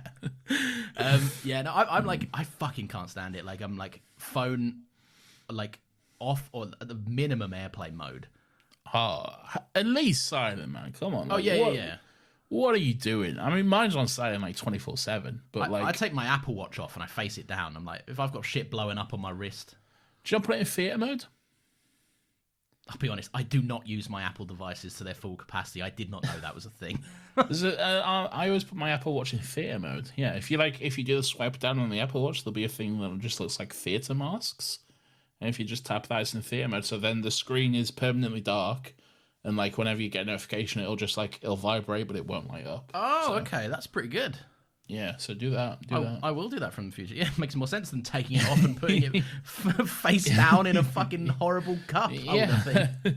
Yeah, exactly. Yeah, that's fair. I've already spoken about. I won't go into mine. Mine was Fast X. Just terrible 40x time. Gave me a fucking headache. And a bad movie. So it's just a cocktail of three terrible fucking experiences. Well, there you go. There you go. Best cinema experience, Lawrence. I will give a shout out. And this was... I think there was something to be said about most people who were there to watch this movie were there because they enjoy movies. Okay. Yeah. They were there for the love of cinema. Okay. Okay, where's this going? Oppenheimer. Okay, all right. I thought you were winding me up for a big old joke. No. Genuinely, a really good experience. And you know me, I'm not one who's like, you need to see this in a cinema because like I'll watch anything at home. Like if I can watch it at home, I will. We got good TV, good sound system. Best believe I'm taking the home option experience. Okay. Yeah. But there's something about Oppenheimer, and particularly the sound design and the use of the surround sound and the speakers and everything like that. It would have been a lesser experience had I watched it at home. Like the bomb sequence, and then particularly the sequence afterwards where he's delivering the speech and there's all this kind of like PTSD shit going on. Yeah. Like it's such a harrowing experience in the movie. It wouldn't have been the same effect at all. And it was like it was almost I got several alerts on my Apple Watch. When you get the too loud, you're in a too loud environment on your watch. Yeah. I got several alerts during that movie. and it's for the bear. It is almost deafening at certain points, but it genuinely is like such a good experience. And I give Nolan a lot of shit. But, fair play to the guy. He did a good job. And I give him a lot of shit on his sound mixing in particular. Yeah, I was going to say, for a man that I've had, like, I love Nolan. I think he's a great director. But, like, Not me. If I have any beef with Nolan, it's just that the man can't mix sound. But there are people out there like, this is an intentional choice. I'm like, yeah, but it sucks. Well, then that's bad. Yeah, it's an annoying intentional choice. And I wish he'd stop doing it, because watching his movies at home is hard. Yeah. For a man, it's crazy that like sound was one of the things that like pretty much most people universally, even if they don't like the movie, they're like big bomb, big bomb, big bomb, big bomb, go bang. That is good. I sat like center screen in an IMAX to watch that, and I was like, This is, yeah, like you say, it's just fucking harrowing. It's just I one of wasn't them even things- IMAX. I was just in a normal screen, and it was still fucking incredible. It's those speakers. I think you Yeah. just need. I obviously, like, I've watched it at home and it's great at home. It's still good. Yeah. But like for the first time, I think to like get the full effect of it, you just need to. That is one of the movies I would say I think you need to see that to get the full effect of what it's trying to do. Yeah, it was good. It was very good. It was very good. Bit long though, but yeah. Mine was Barbie, my favorite cinema Oh, experience. okay. Oh, we went opposite. Yeah. Okay. Yeah. So I mean, I don't know what that says about you, Nathan, but No. I win again. No. No, this is another reason. This was just a bunch of people that, like, I don't know. From my screening of it, I really got Really the impression. fucking drunk. Huh? I'm really drunk. I don't know. Like, from my screening of Barbie, I really got the impression that like it was people that didn't go to the cinema often, Yeah. and that was nice to see. Just a kind of a crowd of people that looked like they were a bit out of their element, and like when a movie started, they were all like. Some of them were still talking through the intro, and they all hushed. I was like, "Yeah, this is the part where we all shush everyone."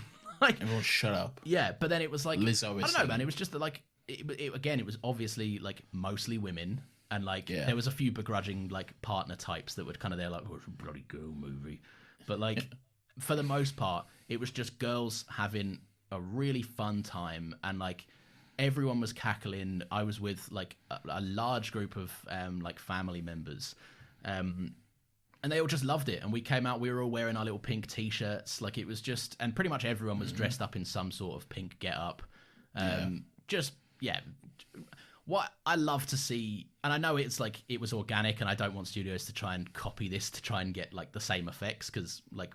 They already have tried. Yeah, I know. We'll decide. Thank you very much. And it failed massively. Yeah. Saw Patrol, or Paw Patrol, or something, whatever it was, yeah. Yeah. But no, it was one of them rare organic moments where like a crowd of people were there because they wanted to be there and they were all having fun. Yeah. 100%. Yeah. It was great. I loved watching Barbie. And hey, that was the same day. So technically you could count it as the same experience. So Barbenheimer. That's true. I guess it was a big cinema experience for you. Yeah. No, I went from one straight into the other. So I don't know what that says about me, I guess. exactly. Keep up, Lawrence. I Nathan, prefer to be on the right side of history. best performance of 2023. Are we doing worst first? We'll do worst first. All right, you go. You go first. Okay, I want to preface this by saying, like, performance is what happens when an actor's work is taken and it's fiddled with by a director and an editor, and it's not always entirely the performer's fault. Sounds like this is going to be controversial. No, I don't think it's controversial. I think it's a bad performance in a bad movie, and I think All right. most people would agree. Catherine Newton in Ant-Man 3. Like, Who's Catherine? Is that the Cassie? she's Cassie, yeah. Okay. For me, it was already a recast that, like, why did you recast? Like, the girl from Endgame was fine as Cassie. So, like, Yeah. I was wondering, and I went in curious, like, you've recast. Maybe it's... But who remembers the girl from Endgame though? No one, but, like, she Yeah. did. And she could have been in a movie that made money. Yeah. Didn't she find out like from the cast? And that's why I think... like, that's pretty shit. it's man. fucking Yeah. terrible. Yeah. And like, I don't know. So I went into it thinking like they were underhanded with a casting, like, and like a recast in general. Like, she didn't know. It's not like it was like a scheduling conflict, and she was only a very minor role in Endgame, so it doesn't matter too much. Did we do an episode on Quantumania? I don't recall one. Neither do I. I remember watching it, but I don't know if we did an episode. I think you remember we had a big old chat one time about like Marvel in general. I think it might have just Maybe. been a large part of that because I want to fight Peyton Reed. Yeah, maybe. Yeah. But anyway, just like I don't know. Look, for me, one of the only things Ant-Man 3 has going for it is the charm of Paul Rudd, and pretty much that. It's pretty much carried by Paul Rudd being okay. It really doesn't have a lot going for it, that movie. Yeah. It's quite bad. It's just it's kind of slop. Like, it's just kind of Yeah. like, here you I go. hate the term slop, but It is kind of though, isn't it? Like, Yeah. it's a bad story delivered badly. yeah. So I don't know, like it, and this is not a slight on Catherine Newton. I haven't seen much of her stuff, but I'm sure she's competent enough to be cast, and she's obviously talented to be in the position that she's in. But Yeah. it, like bad lines paired with terrible fucking like close-ups on her face. Yeah. It all around. It just every time there was like, and this goes for again a lot of characters in that movie. But like, there's a really terrible exchange where she has like a line with MODOK where she's like, "I don't know, just don't be a dick," and it's like, you two, you're not even in the same year. Like, you're just nowhere near each other. Like, and again, this is what I'm saying. It comes down to like, there's multiple hands that craft a performance in a movie, and she was done very dirty. But I also think there's an element of what she brought to the table wasn't that great anyway. Okay. But anyway, I feel bad now. Who's yours? You should. Mine, Lawrence. All right, so mine is from a TV show. Okay. What's the TV show I've been watching and enjoying this year, Lawrence? Monarch or Joel Kinnaman on the Moon? I've been watching, enjoying both of those, but it's neither of those. The Crown. Yes, that's correct. It is The Crown, Okay. Lawrence. Okay. My worst performance for this year goes to the guy from Pirates of the Caribbean who plays Philip in series 5 and 6 of The Crown. What's his face? I don't know his name, Let me but fucking Google him. he plays Keira Knightley's dad in Pirates of the Caribbean. Okay, Philip. What season? 5 and 6. 5, 6. The Crown. I think I know this guy's face. Two Popes guy. He's the Sparrow in Game of Thrones guy. He is a Sparrow in Game of Thrones guy. Yes. Yeah, I know. And is he bad? He's like supposed to be really good. He's a good actor. Okay. But he's not Philip. Okay? This is my thing. Okay. I think we've had two very good performances of Philip. Okay. We had Matt Smith as the youngest version, who, you know I love Matt Smith. Like, whatever. And he's also great in it. Yeah, exactly. Whatever he does, I'm gonna eat it up. And he did a genuinely good job. And then I thought, well, whoever comes after Matt Smith, I'm going to hate.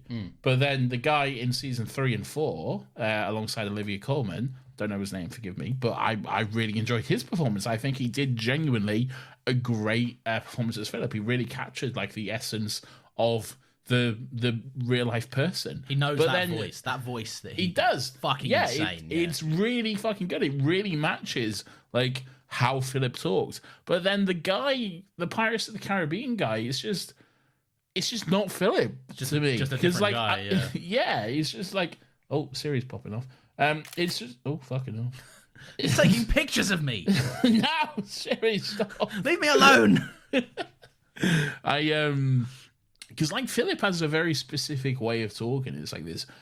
It's like, what are you doing here? He always sounds like he's trying to stifle doing a shit at the same time. I mean, he's really dead does. now and whatever. Like, yes, and whatever. But like, there's good. No, I did. Yeah, but it's complicated. Is it? No, look. I think he's doing a good performance as an old guy, but to me, it's just not Philip. Yeah, right? Like he's not like. It just seems like he hasn't put in the work or the research to like match the actual person. He's just doing a performance as him. And there's something to be said for that, not doing an impression and just doing a performance. I do agree with that to a certain extent, but I feel like there's in a show like The Crown, which I think does a great job in casting, and fucking hell, I just finished like the last like part 2 of season 6 of The Crown, and there's an episode which flashes back to like before Elizabeth was even queen, like during the end of World War II. Yeah. And there's a young actress they cast to play Elizabeth. And fucking hell, talk about a phenomenal casting. Like, it's like they went back in time and got like a fucking 17, 18-year-old Claire Foy. Jesus Christ, yeah. Fuck me, it's incredible. It is genuinely incredible. And The Crown, I think, has always had good casting. Fucking Vanessa Kirby, incredible. Yeah. So Helena Bonham Carter, she's a bit awful, but like, still good casting. And even like Imelda Staunton as Elizabeth, all very good. But Philip, no sauce, man. Just a Not letdown. good. Yeah. Yeah, yeah. I remember seeing, because I haven't seen the later seasons of The Crown, but like what You should. It's good. I to be fair, I do need to get back into very it. good. Yeah. There was something that I like really enjoyed about the transition to Matt Smith to the other guy, and it's that they have the same head. They've got the same kind of square jaw head. Yeah. And I remember seeing this guy. He's called Jonathan Pryce. I looked him up. The guy that you're talking about. That's him. Yeah. Not the same head. No. Different head shape. And I know that means nothing, but like at the same time, it does mean nothing. They've paid such careful attention to getting actors that feel like a natural evolution.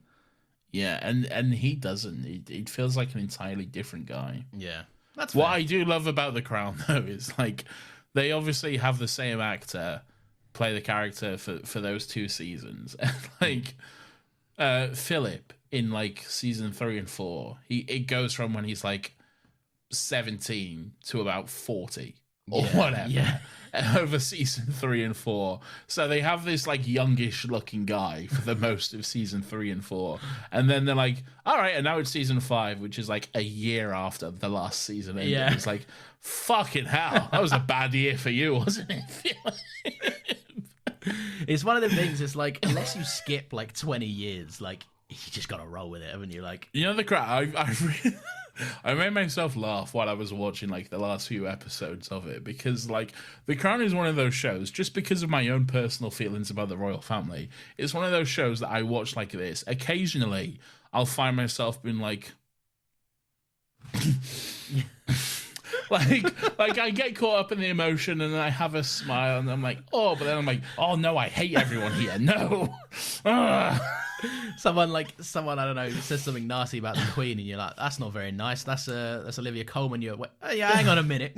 No, but there was a moment like which was like, it was after Diana's death, and it was like a genuinely like heartwarming moment between like Philip and Will, and I was like, and I got caught up in it against my better judgment. I let my guard down, and I was like, oh, that's sweet, like a father and son and that kind of stuff. But then I was like, no, I hate these men. I hate both of these people. No.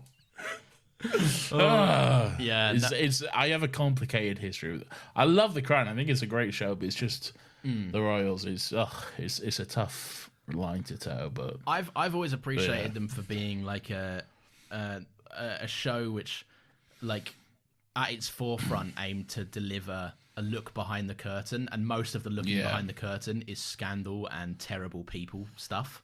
It's not a show which is like, aren't the Royals great and perfect and everything like that? Like, I think it toes the line between. I think it toes the line, and it does definitely paint them in a better light than they often deserve to be sometimes.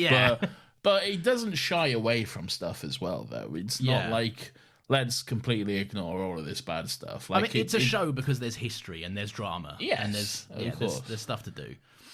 Hang on, I will say, the last episode of The Crown, though, it was definitely rewritten after the Queen died.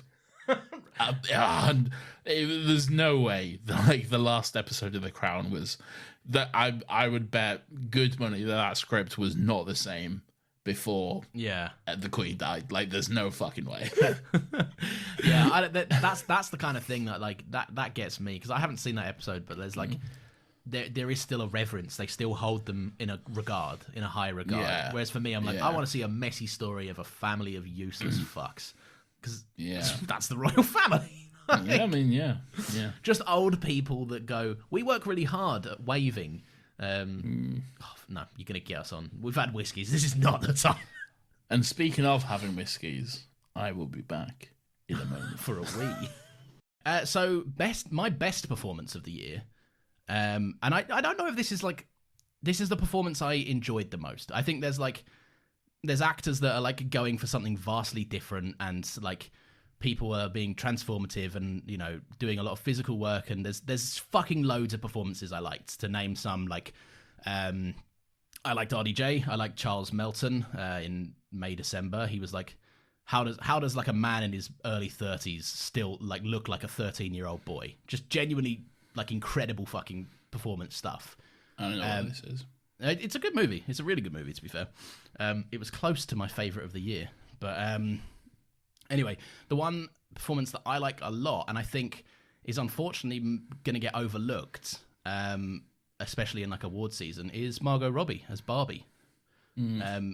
I just think that there's like that's a fucking impossible role to take on, and like there'll be a lot of people thinking like, oh, you just need to be blonde and like conventionally like attractive, and Margot Robbie is both of those things. She's beautiful. Yeah, but there's so much more that goes into it. Like she has to be kind of a monolith for like the entire female experience, but also like a complete fucking kind of like, I guess, like a hypocritical look at that as well, because like while she is a power for like, while she is a symbol for feminine empowerment, she's also she's by the nature stereotypical Barbie look. Yeah, exactly. Yeah, and also she's like she's a symbolism for like capitalism and everything else, and like just. Yeah, so I think a lot of that goes into it. I think there's like scenes where like she slides down a slide and her body is like core strength must be unreal because she is like upright and rigid. Yeah, going down a fucking plastic slide in shorts. Like it's like genuinely some great stuff. And I also think like just what she brings to it, she feels very toy-like. I don't know, just like also like I say, just the comedic timing and nature of it. Like she's really good at that kind of stuff. I was very tempted to go with Margot myself for Barbie because genuinely a great performance. She does a really good job, and he's like you say, like anyone can do it, but I don't think so. I think people point at it and go that's the thing. This is the role. Like there are roles where like I've spoken about it already, but like RDJ in Oppenheimer, that's a role where a lot of people are like, he genuinely, for like what little time he had in the movie, he smashed it, and it's a great performance and everything. Little time he had in the movie, it was quite a lot. If you ask me, for fuck's sake.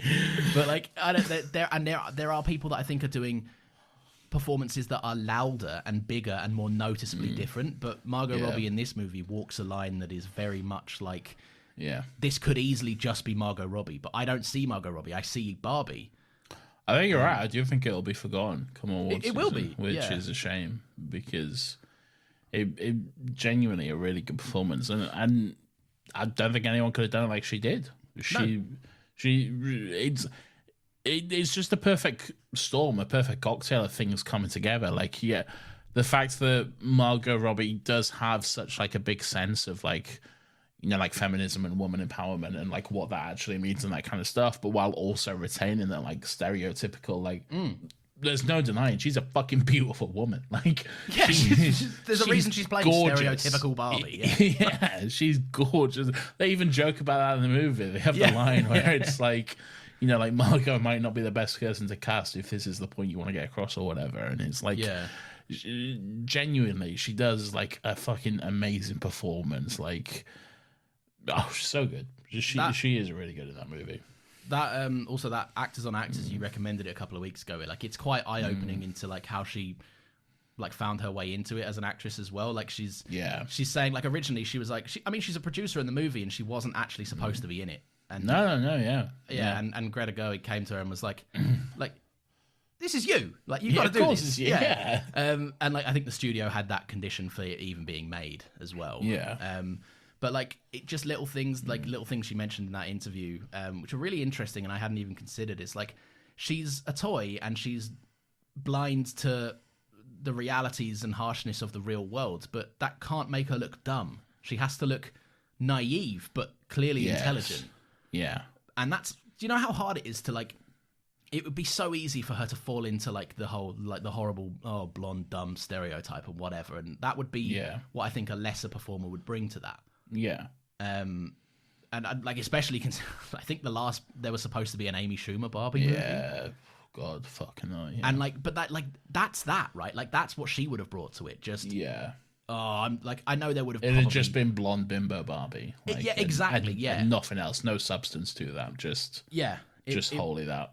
It would have been very disappointing, but I just the reason I bring her up instead of like ones that are I think are louder and already getting attention is because I think it's already very telling that people are talking more about Ryan Gosling, and like that's also a great performance, but like let's be serious, it's not the same.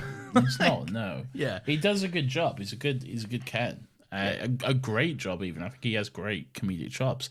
I want to see Ryan Gosling in Doctor Who. And it might be possible, bizarrely enough. I weirdly think it could be the case. Yeah, but I think like out of the two of them, they're both great performances, but I just don't think there's no comparing it when it comes to Margot. She's just like she really embodies that role and takes it on to a whole new level. Really. Yeah, I agree. It's good. It's good stuff. Indeed. Did you tell me your best? No, I'll tell you now if you want to know. I would love to know. Lawrence, my best performance, okay? And I went back and forth on this because, like I said, I considered Margot Robbie.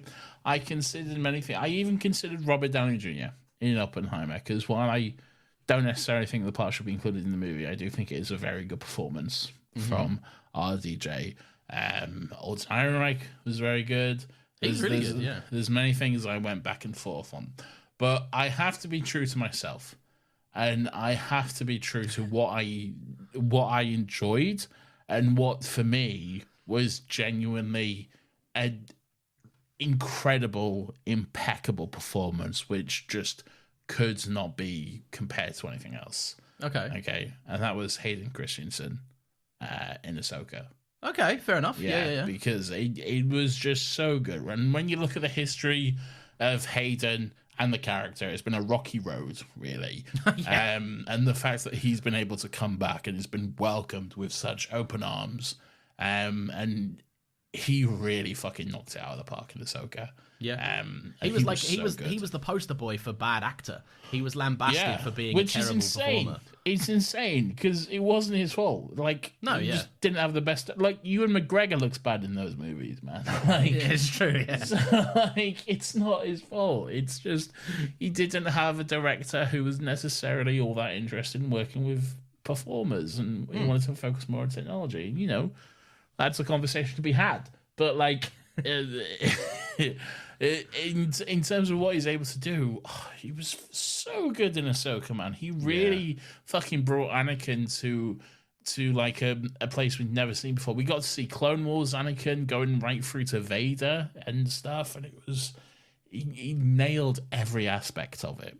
We spoke as well in the episode about like moving aside from just like his vocal work, like as a physical imposing threat. Like he's second. Like no one has done Star Wars better than Hayden Christensen in terms of like lightsaber. I mean, like there's the fucking like the Ray Park and all of that. Like there's that.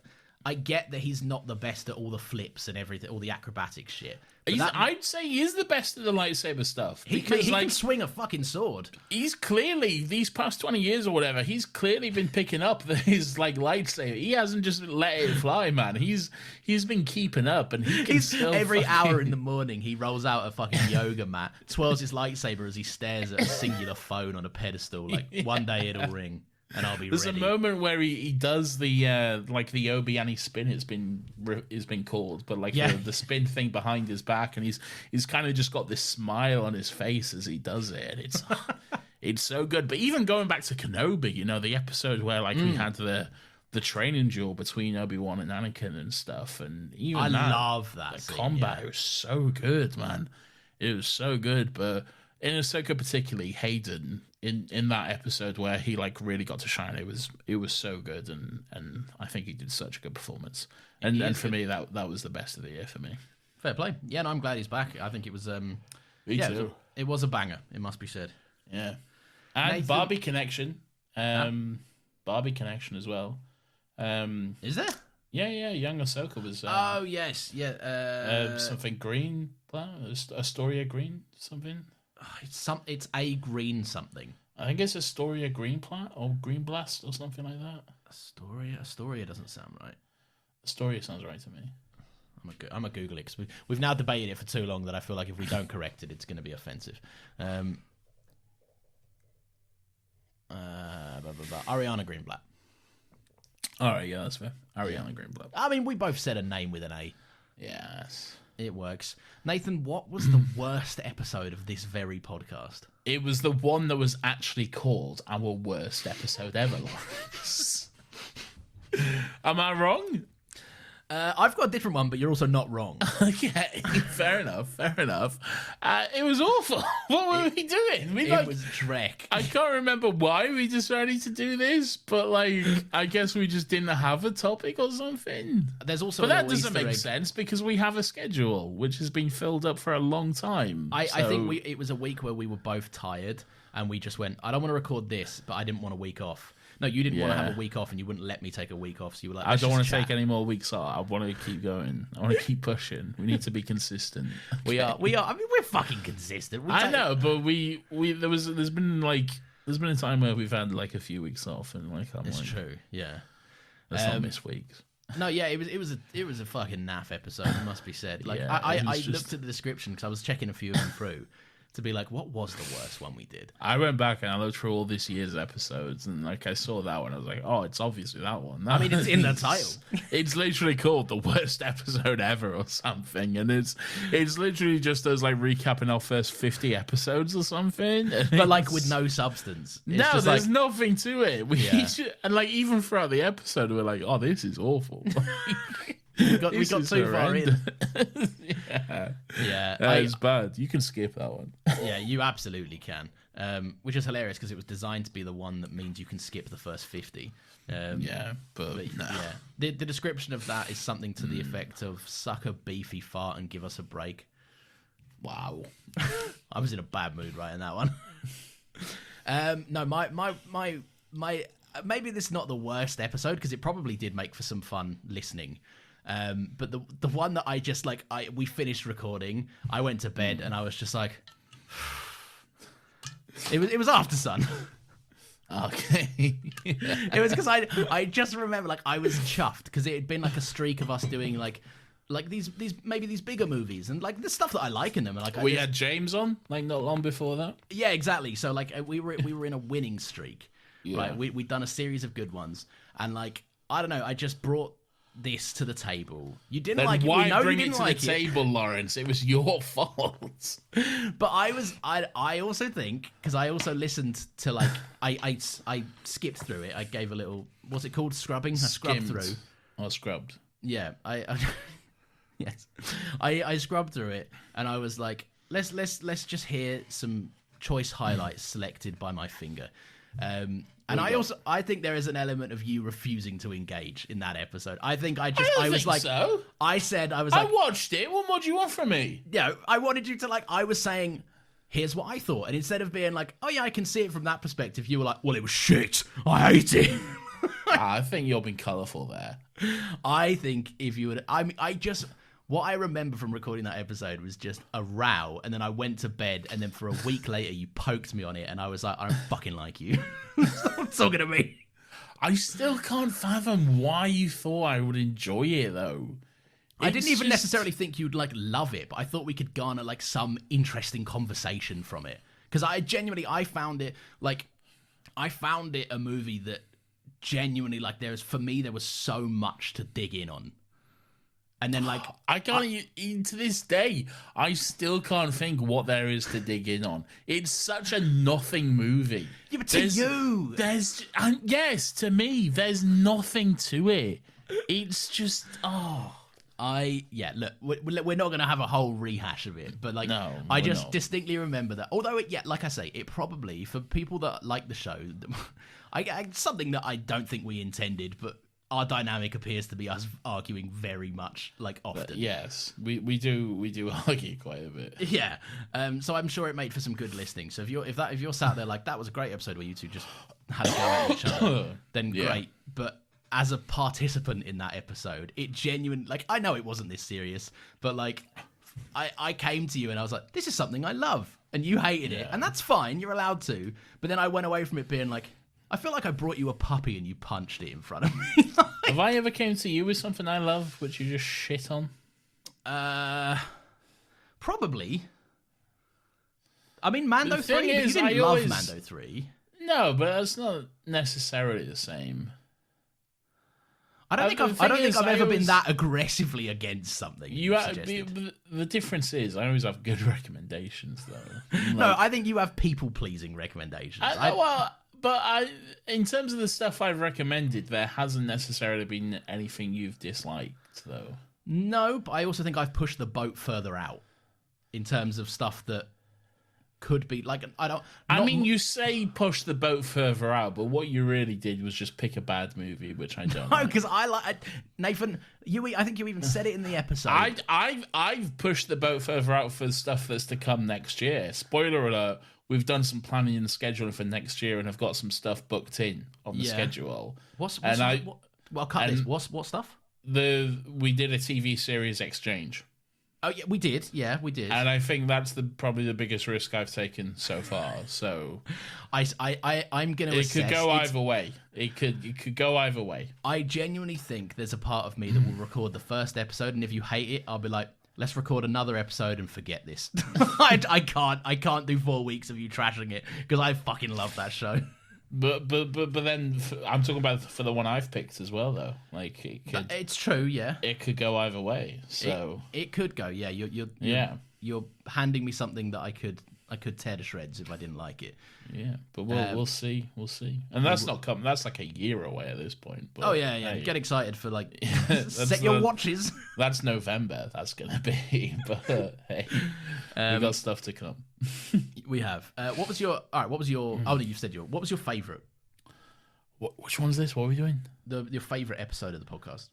Oh, or I guess the best one. Well, it depends what you define as the best.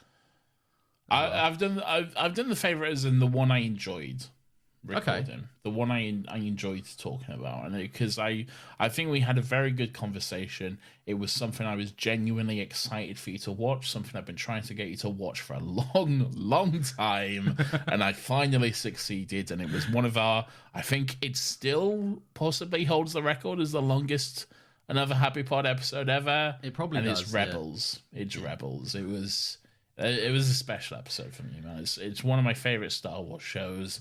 I got to talk about it with my best friend. I was having a good time. It was good fun. It was nice.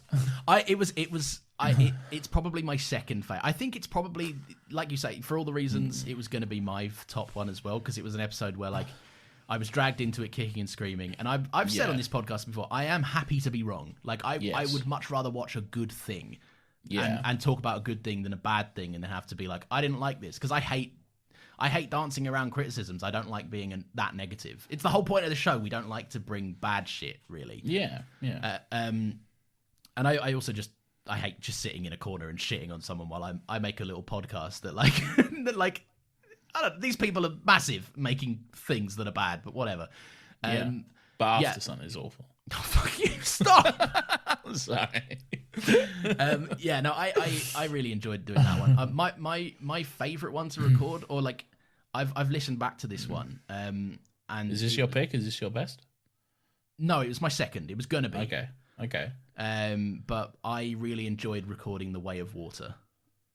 So is that your best? I think that's my best. Yeah. That's your best for this year. That is my best for this year. Okay. And I don't know. It was one of them episodes where like we both liked the film. We were both like fairly excited for the movie, like to come out. We had some like, it was one of them where like it was. I didn't watch it till it came out on home media, so I can't have been that excited. Well, no, but like at the you were in a war with cinemas at that point. That's true. I still am. But like I don't know. I think we just both went into it open, and we both like sat like. I also think it's like probably one of our funniest. For some reason, we just had our funny hats on that episode, and we were. Cracking, oh really? Yeah, we were cracking some zingers. But yeah, just a laugh to record a good and about a good movie. So we both got to talk about fun. And there was also a little hearty making fun of James Cameron in there as well. So it's always fun. You can take everything light. Yeah. It's always fun when we can take the piss out of a director in a because they're inherently serious people. Yeah, they are. They're so like, I'm gonna make my movie. I mean, and especially James Cameron, who like lives in a submarine or whatever, and he's like couldn't even make it to directors on directors. He was just like, you see the pictures of that. So it's just like fucking Greta Gerwig in front of a giant TV. It looks like 1984. Like it does. It looks so dystopian. Have you seen the general guy that gives Terry the platypus his instructions? Oh yeah. Agent P. Yeah, but anyway, no, I probably Rebels is definitely second. I just enjoyed, like, I think you were chuffed that like I made it the longest episode. I was like, no, if we're talking about fucking Rebels, then we're never talking about it again. You were committed. I was like, I'm not letting this end until we've discussed everything. Yeah, and aren't you glad I made you watch it for Ahsoka's sake? To be fair, I am. I got more enjoyment out of Ahsoka from that. Yeah. There you go. Iman Stefani's a very good Ezra. Yes. Good job. I do like where that section of Star Wars seems to be headed. Although I'm inherently against this Mandoverse situation that seems to be building. Well, you can shut up. Anyway, Lawrence, what is the best drink you've had this evening? Brackets, because we're drunk. I wondered if you were gonna. I wonder if that was just for us or for the actual show. It's a Kraken spiced rum and Pepsi Max cherry. Wonderful, Indeed. wonderful. And yourself? I myself am enjoying a handmade bramble whiskey liqueur. This was a gift from my dad for my birthday, my 30th birthday, as it were. And it's a lovely drop. Who rung you earlier whilst we were playing Fortnite and was just, I've never heard a man happier to hear that his son was having a drink. He was like, oh, legend. He was very excited for me, bless him. Yeah. Great. All right, Lawrence, what is your worst franchise of 2023? Probably Marvel. Yeah. It's just been a series of wet farts that have like got worse over time. I think. I haven't seen the Marvels. I'm going to stop you there. I went because I think we'll just do them together. Yeah. I went back and forth between the two. Okay. Two big comic book franchises. Okay. Okay. I weighed them up. I had DC in one hand and I had Marvel. What are you doing? Did you not see that? No? What? I wish the Zoom was recording. Out of nowhere, these balloon effects just went over your head. Oh, really? I'm shitting you not, I promise. How did that happen? I don't know. Do whatever you were just doing. I weighed them up and No, he's gesturing. I don't know. It's not... It genuinely just...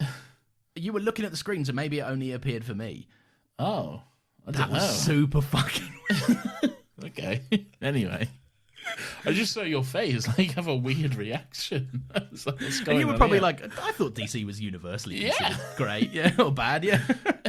No, so I went back and forth, and I was considering both Marvel and DC because, yeah, not great years. Because how for could both you of not? them. Yeah, not great years for both of them. And so I was weighing them up, and then in terms of what had come out, and to be fair, what I had seen of what came out. True, yeah. Like, I had to weigh them up in terms of what I enjoyed. And when it came down to it, what I didn't enjoy from Marvel was Quantumania and Secret Invasion. But then I really enjoyed Guardians, and I really enjoyed the Marvels. Yeah. And then when it came to DC, to be fair, I only saw The Flash. But it was bad. It was really, really bad. So I have to go with DC. But we can discuss Marvel and DC as a whole, I think. Yeah, I think, look, this year... It's not been a great year for either of them, really. And this is, like, I'm excited to talk about best and worst studios in a minute as well. Because, like, this has been the death knell for fucking, like... corporate fucking cinema. Yes, and I think also the strike has played a part in that as well, thankfully, as well. Good. Yes, I am exactly. so happy that these studios have been pissing money. Yes. Just fucking absolutely bleeding dry, thinking they are the smartest cunts in the room and releasing stinkers after stinkers and going, but it worked a year ago. Yeah, exactly. Yeah, I love it. I love it. So apparent that they have no idea. This has been the year where the luck ran out, and it's apparent that everyone in charge. And I think, like, this goes for people that have previously succeeded. I think Feige is definitely guilty of this as well. People are spread too thin, and cinema tickets cost more, and actors and actresses just actors play a part in, like, promoting work. They have value beyond selling a product, and I think people have realized it. And I also think there's been what else? I think also we had a pretty big event which changed the world as we know it, where people were like, oh, maybe I don't need to go to the movies for every single thing. Yeah. Like every single little thing that comes out. So maybe if I am going to go to the movies and risk death, then maybe it should be for something worthwhile and not just the most generic fucking thing that comes out, you know? That's what I love about it as well. I think like for the longest time, these studios have been taking, these studios have been taking your hard-earned ticket money for granted. It's a 100%. given that you will see a Marvel, and that there was a time where I would say that not only was I guilty of that, but it was also true. I would see Guardians of the Galaxy exists because they slapped a Marvel logo on it, and people went, "I guess I'm watching it."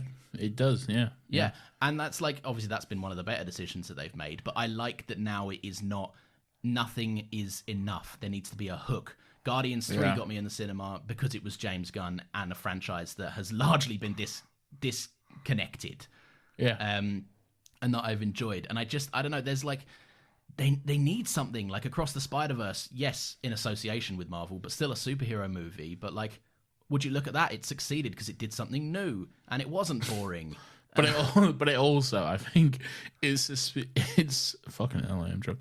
It succeeded despite Sony, though. Yes, like, I feel like if Sony could have fucked it up, they would have. But like, someone there was like keeping them well at bay, really. Like, because we've seen what Sony can do. Like, we've seen Venom, Let There Be Carnage.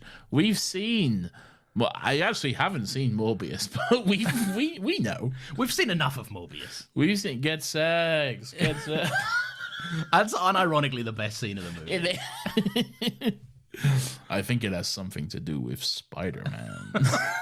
What am I doing here? I'm not sure. We haven't written that yet.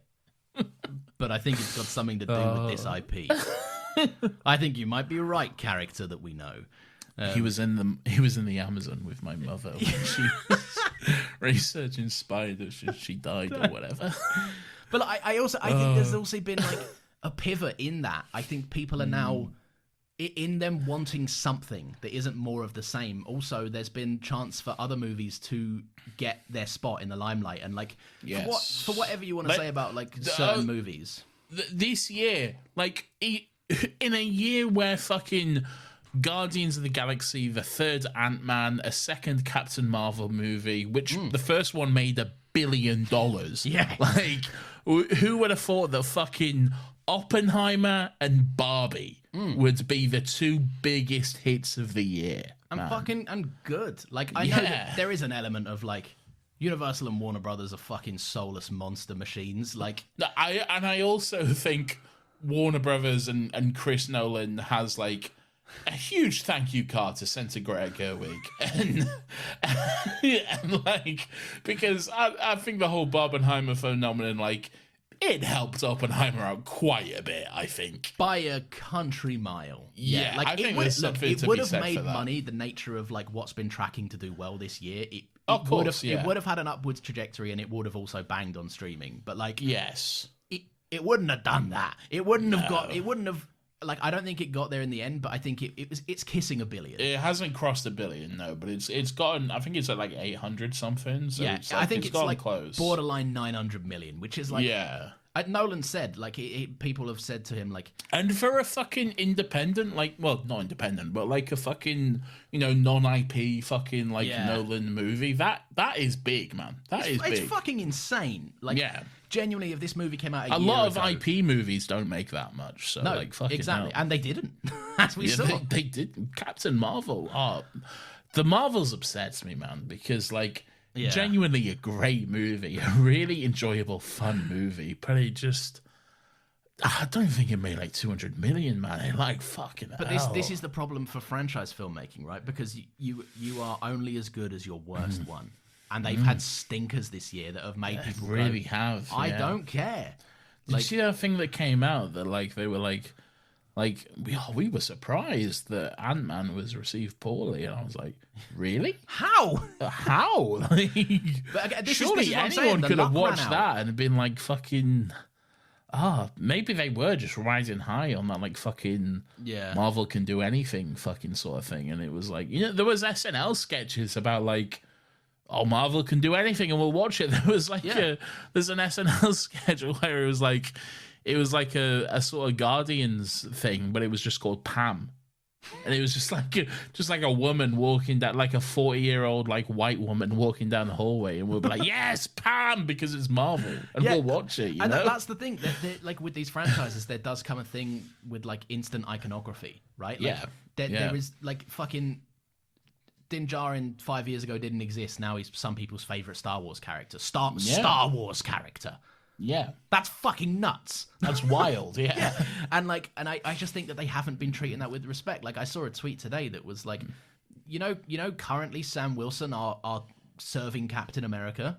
Yeah. Where's he been for fucking 4 years? They haven't done anything Exactly. with him. Well, no, this is the thing. I think I think you said it. They're spreading themselves too thin. Yeah. There's too much stuff, and because of that, like, we're not getting a sequel to these stories for like 4 or 5 years down the line. And it's just like, this isn't good. This isn't sustainable. We're trying to do too much stuff at once. We're trying to introduce X-Men and introduce Fantastic Four and have the Marvels and have Ant-Man and have the Avengers come back at one point. And we're doing like 3 movies a year, 4 at a push. And like, there's not enough room. And like, we're kind of in this mess because it's just so much stuff constantly. So like, when you do have the 4 movies a year, we're like, whoa, let's hold up now. And and I do think a big part of Marvel and Disney's like fucking, and not just Marvel but Star Wars as well, like the reaction and the misstep of it all is because they've been trying to force too much on us at once. Because like, we had the period where it was like, oh, you get a Marvel TV show. When that's wrapped up, we have a movie in theaters. And then a month later, we've got the next Marvel TV show. And it's just like, hold the fucking horses, man. Let me catch my breath for a second, man. Yeah. You know? Let me sit in something and let me think about like what I enjoyed and what I didn't. And also like, I think there's an insecurity to it. Like phase 1 to phase 3. Like, yes, there was filler. Absolutely, there was filler. There are some movies in there that like I don't care for and don't do anything to the larger story that was being served. The problem is, there's probably 4 or 5 of them. Phase 4 alone probably has about like 15 skippable entries. It's very funny if you look at like the hours watched of like phase 1 to 3 versus phase 4 alone. It's fucking insane, man. Yeah, and it's like, I don't know. There's something about it where it's just like, I'm glad the luck ran out, and I'm glad that now they have to try harder. And if they don't, they'll drown. I think good. I think it's a humbling they needed. Really, I think it's Feige and co. of like, and I love Marvel, man. I'm not afraid to say that. People will say, you know, what I hate the term cape shit. All right, I don't like that. I think that's kind of disrespectful because, like, I get it, but also this is a medium which has been around for 80, 90 plus years and has inspired a lot of really great, really amazing stories. And to just boil it down to just cape shit seems very reductive and pointless to me. And also, like, other genres have had their heyday and they haven't made a fuss. Like exactly. Westerns isn't hat shit and horse shit. Like, the Western had this exact issue like fucking 30, 40 years ago, mate. Yeah. 80s had their action movies, and that wasn't muscle shit. Like, it's exactly. Just like, I don't know. It just feels disrespectful, but whatever. But yeah, I think we're going through this emergence and this reevaluation period now, which I think is needed. Iger has said we need to look at this stuff and think this episode's long. Just accept it. We need to look at this stuff and see like and reevaluate and take a look and see what works and what doesn't and that kind of stuff because they got ahead of themselves. Yeah, but also fuck him and I hope he drowns. Like yes, and also the same. But I think also DC are now like in this kind of like. It was difficult because they are in like a good place where they're restarting. Really, they're starting from scratch. Is that next? Like right? And here's the DC argument of it all for me, and like putting James Gunn against a fucking wall and being like, tell them the list. Give them the list of what to expect. Like, for me, it's just, let's hire someone with bucket loads of talent in this genre who is a proven successful director and writer. James Gunn. And then let's make him do all the things that don't work anymore. Here's the thing. If they say, James Gunn, you're now head of DC, do everything. Direct, write every movie. Fuck off. What are you doing? That's how you got in this issue in the first place. Okay, we had the fucking Snyderverse, and true. Look what happened there. Okay, let's not base the entire universe around one fucking bloke. Okay, let's have some diversity. Let's have different tastes, different styles, different executions and writing and storylines, and let's build this thing. I think. For the past fucking 10, 15 years, DC have struggled to get their foot off the fucking, like, pedal. Like, they've struggled to get their start. And you know, out of the two comic book universes, DC have always been kind of, in terms of films, DC have always been kind of like the butt of the joke, really. You see, right, just not to, like, fucking cut you off or anything, but, like, I think that DC had success. DC have made better movies. They? Yes. Compared directly to Marvel, though. And herein lies the issue. They want to be Marvel's competitor. Yes, exactly. Yeah. DC is at its best. They made I know people have, like, their issues with them and whatever, but you made the fucking Dark Knight trilogy with one of the most sought after. Yeah. That third one's pretty bad. And it's still fucking million times better than some of the shit Marvel's put out this year. Like, it's... Yeah. At least it's a fucking film with some soul to it. And, like, at least people are there and acting in the same room. And, like, can we get some girls in here? Yeah, look, I'm not. And also, he's a shit character. He's meant to be a shit character. But, like, the part. This is my issue with DC, and that's why I like James Gunn, and I'm always happy to be wrong, and I hope that just him doing a Superman movie excites me. But, like, him launching an entire thing across, like, TV, films, animation, games, stop. You're at your best when you don't try and compete with Disney. Like, you made the Batman and it was one of your best, most successful movies because you didn't need to fucking watch other shit. You just need to arrive and go, I like Batman, I get Batman. That was a good Batman. Walk before you can run. That's why Marvel had success. They made one good movie and then they made another one. Put out another one. Yeah. Let's see where we go from there. Let's not do this whole fucking, you know, the slate and the fucking graphics. Stop telling everyone. Logos. Yeah. This is an argument that, like, it fucking riles me to my core. If you announce shit and then it goes bad, then we know you fucked up. Yeah. If you announce, like, I'm sat there and I the DCU, whatever it's called, hasn't started yet. I should not know what the 9th project in the fucking order is. Like, do you? Yes, I think there's like 9 things in the slate. Like, I think I only know Superman Legacy. No, mate, James Gunn sat in front of a wall and was like, "Here's a million things that are coming in Gods and Monsters." Oh, he did, Chapter 1, yeah. Like, I can't remember. And it's also in the thing of, like, if one of them doesn't succeed, like, did they cast Superman? Yeah, David Corenswet.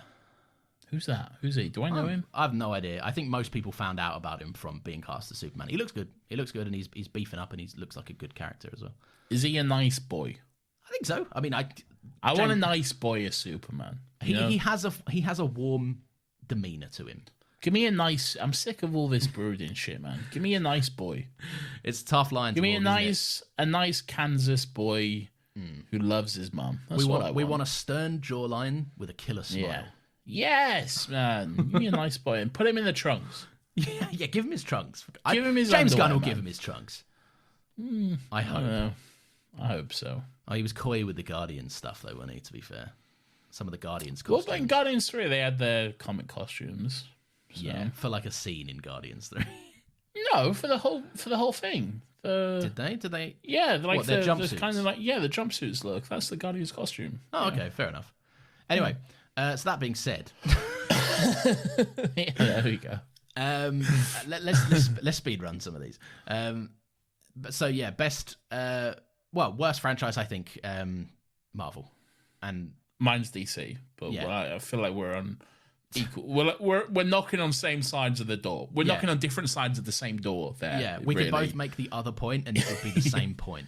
Yeah, for me, I just weighed it up personally in like what I enjoyed of what I saw and what I didn't personally. That's how I weighed it up. But I can see both sides, so yeah. Yeah. Like I said, it's the same door. We're just knocking on different sides of it. Basically. What's your best franchise? Godzilla. Yeah, that makes sense. I didn't even think about that one. Yeah, it's thriving, man. I'm loving it. I genuinely am, man. It's so good. I'm really, really enjoying Monarch Legacy of Monsters at the moment. It's such a good show. And just any movie in this MonsterVerse that we have Godzilla 2014, Kong Skull Island, Godzilla King of Monsters, Godzilla vs. Kong, and then next year coming out we have Godzilla X Kong, whatever that one's called. And all of them peak. Even the one that hasn't come out yet, it's peak. They're all amazing. I love them all. I love them all so much, and I'm so excited for it all. It's like it really is the only shared universe, like that's succeeded. That isn't Marvel, really. When you say like, shared, is that conducive to franchise? Like, is that does that? Because it could just be one series of movies, right? Like this isn't my choice, but John Wick is a franchise. No, but it's John Wick 1, 2, 3, 4. Like, it's a franchise. Yeah, I know, but this is like it's Godzilla, and then it's Kong Skull Island. That's like Kong Skull Island isn't a sequel to Godzilla. Yeah. No, I get you. You're not gonna like my pick. But it's fine. But I've heard you. I think it's great. I think it's like I say, it's the only shared universe other than Marvel which really has succeeded, and I love it so much. And it's not just because like I can see big dumb monsters fight and punch each other. And don't get me wrong, I fucking love that. It's so good. But I think there is also like really good storylines woven throughout it. I'm talking about Legacy of Monsters, and one of like the really interesting things about that storyline. This is a tiny bit of spoiler, not really, but just for the first episode and like something that's revealed. There's like this woman her father died during G-Day, which is the like Godzilla attack on San Francisco. Yeah. So she and her father was from Japan. She's half Japanese. She goes to Japan to his like apartment and to gather some stuff, basically, just as like a, she's wrapping up his affairs kind of thing. She needs to get some stuff, so she goes there, and she goes to his apartment, and then she like lets herself in. She unlocks the door. She lets herself in. She's like looking at the photos, and then like a woman comes in from the kitchen. She's like speaking in Japanese, like, "What the fuck are you doing here?" And then like a young boy comes out of the bedroom, like, "What's going on? What's going on?" And it turns out the father had like another family in Japan. And she has a brother that she didn't even know about, and that kind of stuff. And we have these really good, really fucking complex human storylines weaved in throughout big monsters fighting. That's the thing. Like it kind of. I mean, I haven't seen all of this stuff, but like it does have its cake and eat it too, in the sense of like there are like at the heart of even like my favorite Kong Skull Island. There's some good human stories. Yeah, like John C. Tom Reilly. Hiddleston gets that sword.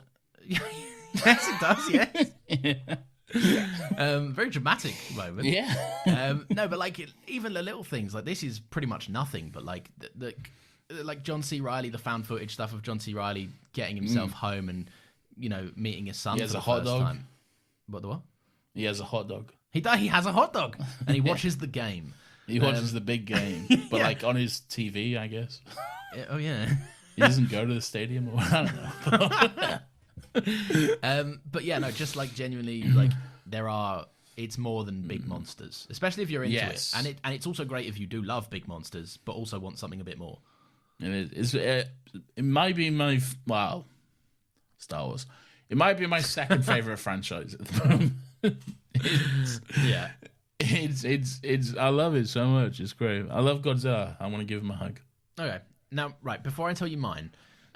Keep in mind everything we just said about Marvel DC, right? The problems with oversaturating yourself, spreading yourself too thin. Are you going to say DC? No. God, no, fuck no. Like all the problems with being ever present and saying nothing whilst being present. Like, but basically being endless and also not essential. I feel like we might have an argument as to whether or not this qualifies as a franchise, but It's Avatar. Okay, does this qualify as a franchise? Yes, I think so. I think they are. I mean, look. They have a Disneyland park, but So there you go. But I don't know. It's a stretch. You've stretched that dough. I have, but I think the main reason I enjoy them, right, and it's because they are the answer. No Avatar movie came out in 2023. You might be right. I am right. You are. Look, fuck you. The Avatar game did. You can have that. Thank you. There you go. And that is which you've played and you loved. Yeah, and that's the basis of my discussion here. Yeah, no, look, they're fucking antithetical to like everything wrong with so much crap now. Yes, but also like, I've said this before, but Avatar's not the answer, man. Like, no, it's not. You can't spend like 6 years making one movie and spend like $450 million making that movie and like.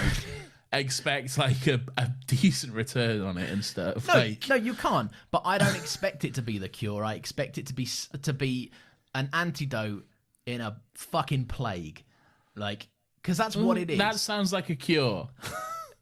Yeah, bad example, but like, look, my point being, it's just a little light, isn't it? Like it's like it appears once every fucking 10 years, and the second. But it's not though, because the next one's going to be like next year or whatever. Yeah, but it's not though, is it? Like because it won't. Well, it's filmed, it's shot. Yeah, but I mean, where does the bulk of the work come in with these things? No, but it was shot at the same time as Wave of the Water was. They shot them together. They did bank a few of them.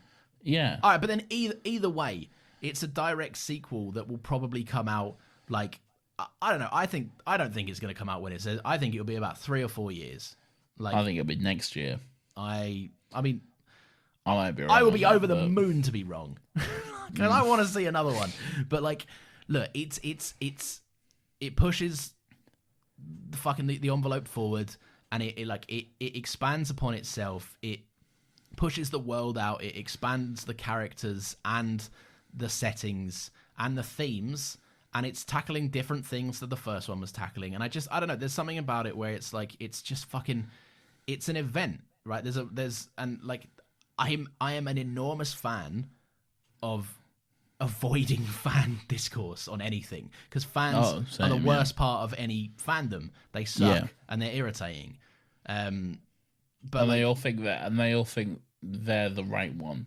Yeah, and their opinion is the one that is correct, and everyone else is wrong. It's just arguing with two immovable fucking forces. It's just like it doesn't. And neither of them can fathom that what they think to the other one doesn't fucking matter. Yeah. And neither of them are right or wrong. They just simply are. Like, and the people say like, oh, Avatar's got no cultural footprint. Good. Fantastic Is news. that good? Yes. They good? make money and they're well made by a director that really gives a shit about them. And I don't care if no one else likes them because they make money, people see them. More people see them than admit to seeing them because the numbers are there. And people quietly enjoy it, go, that meant a lot to me. How much did Avatar 2 make? How much did Avatar 2 make? It crossed $1 billion. Did it cross 2 billion? Worldwide? Oh, it definitely crossed 2 billion. Yeah. I don't think it did. It absolutely did. Are you sure? I'm almost There's only like 3 movies who have ever crossed 2 billion. 2.3 billion. Oh, fair enough. Yeah, this is what I'm saying. Right? People sit there and they're like, "Oh, fuck it, no one's like." More people see it than they see the other moons. Where is it worldwide on the ranking? Oh yeah, it's probably going to be 3 or 4. It's highest worldwide grossing movies. I think the first one's still number 1. I think. Almost certainly. Yeah. So it goes like this it goes Avatar, Endgame, Way of Water. So Avatar, Endgame, Avatar is 1 and 3. Yeah. Currently. And then obviously you've got like Titanic, Force Awakens, Infinity War, and all the other big hitters. So James Cameron is 3 out of the first 4. Yeah. You get like, come on. Titanic. One of the best movies ever made. Exactly. This is my point. Just a director that knows his shit going, I'll make a fucking movie that I like. Yeah, but he's annoying though, isn't he? Yeah, of course he's annoying, but they're all fucking annoying. And He's also he's a weird man who lives in his little submarine. but he's also like in terms of, I can't speak to him personally, but like he comes across as just an artist that cares about the stuff he makes, and he seemingly has no opinion on other stuff. Like, I mean, the other name in there, fucking Joe and Anthony Russo have got the number 2 spot on worldwide fucking gross movies. I mean, yeah, no, they don't. That's not their Kevin. achievement. Yeah, it's Kevin who has that, really, isn't it? But like they're sat there and they're like making fun of Martin Scorsese and stuff, and like that's fine to do if you're us, and it doesn't matter what we say. It's pretty cringe. It's fucking really cringe. It's very when Joe or Anthony, whichever one it was, who put out that video. It's always like, Joe. Anthony's a sweetheart. My dog is called Box Office or whatever. Like horrendous. And so also, cringe. Martin Scorsese's dog is not called Oscar because of his Oscars. Yeah. Of which he's won famously little. Martin Scorsese should be famous only for his role in Shark Tale, and that's it. It's true. No one else should know what he does.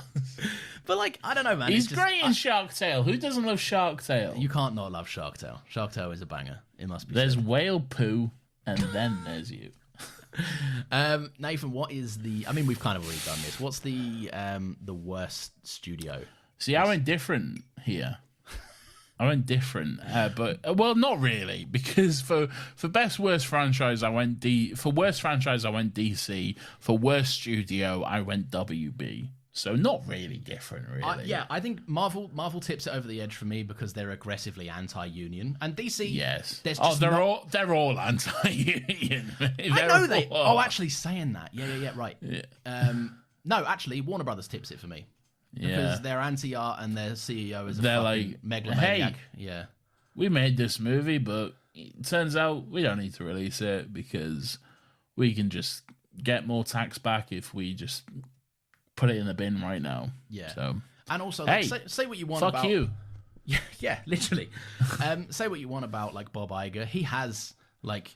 he's a fuckhead, but he has also shepherded Disney doing through successful periods. Yeah. He made a lot of decisions which have like he was behind the Star Wars acquisition, the Marvel acquisition, the Pixar acquisition. Like whatever you think about Disney and fucking Star Wars and whatever, like you cannot deny in terms of business decisions.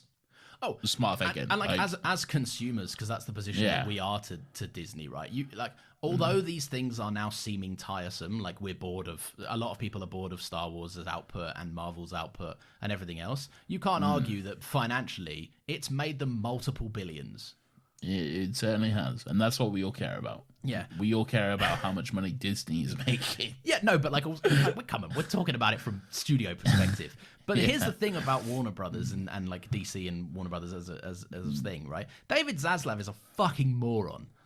He is. He's the worst. Because he's fuck, just even these little funny things, just like removing fucking HBO Max, or calling fucking HBO Max just Max.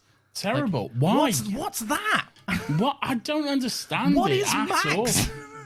Oh, I can't. I just fucking look. I don't. HBO is one of the strongest brandings ever.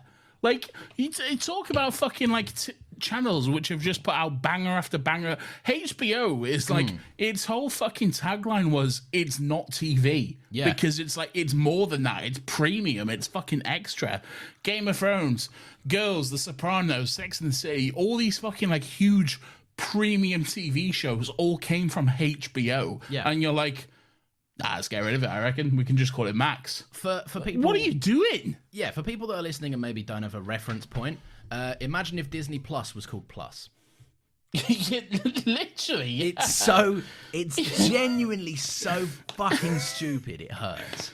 Like, he reeks of a man who has just fell into a job and has no fucking idea what he's doing, so just screams at his accountants to find a way to make money. They go, I guess you could scrap this, and he goes, scrap this, investors, I am still the good man for this job.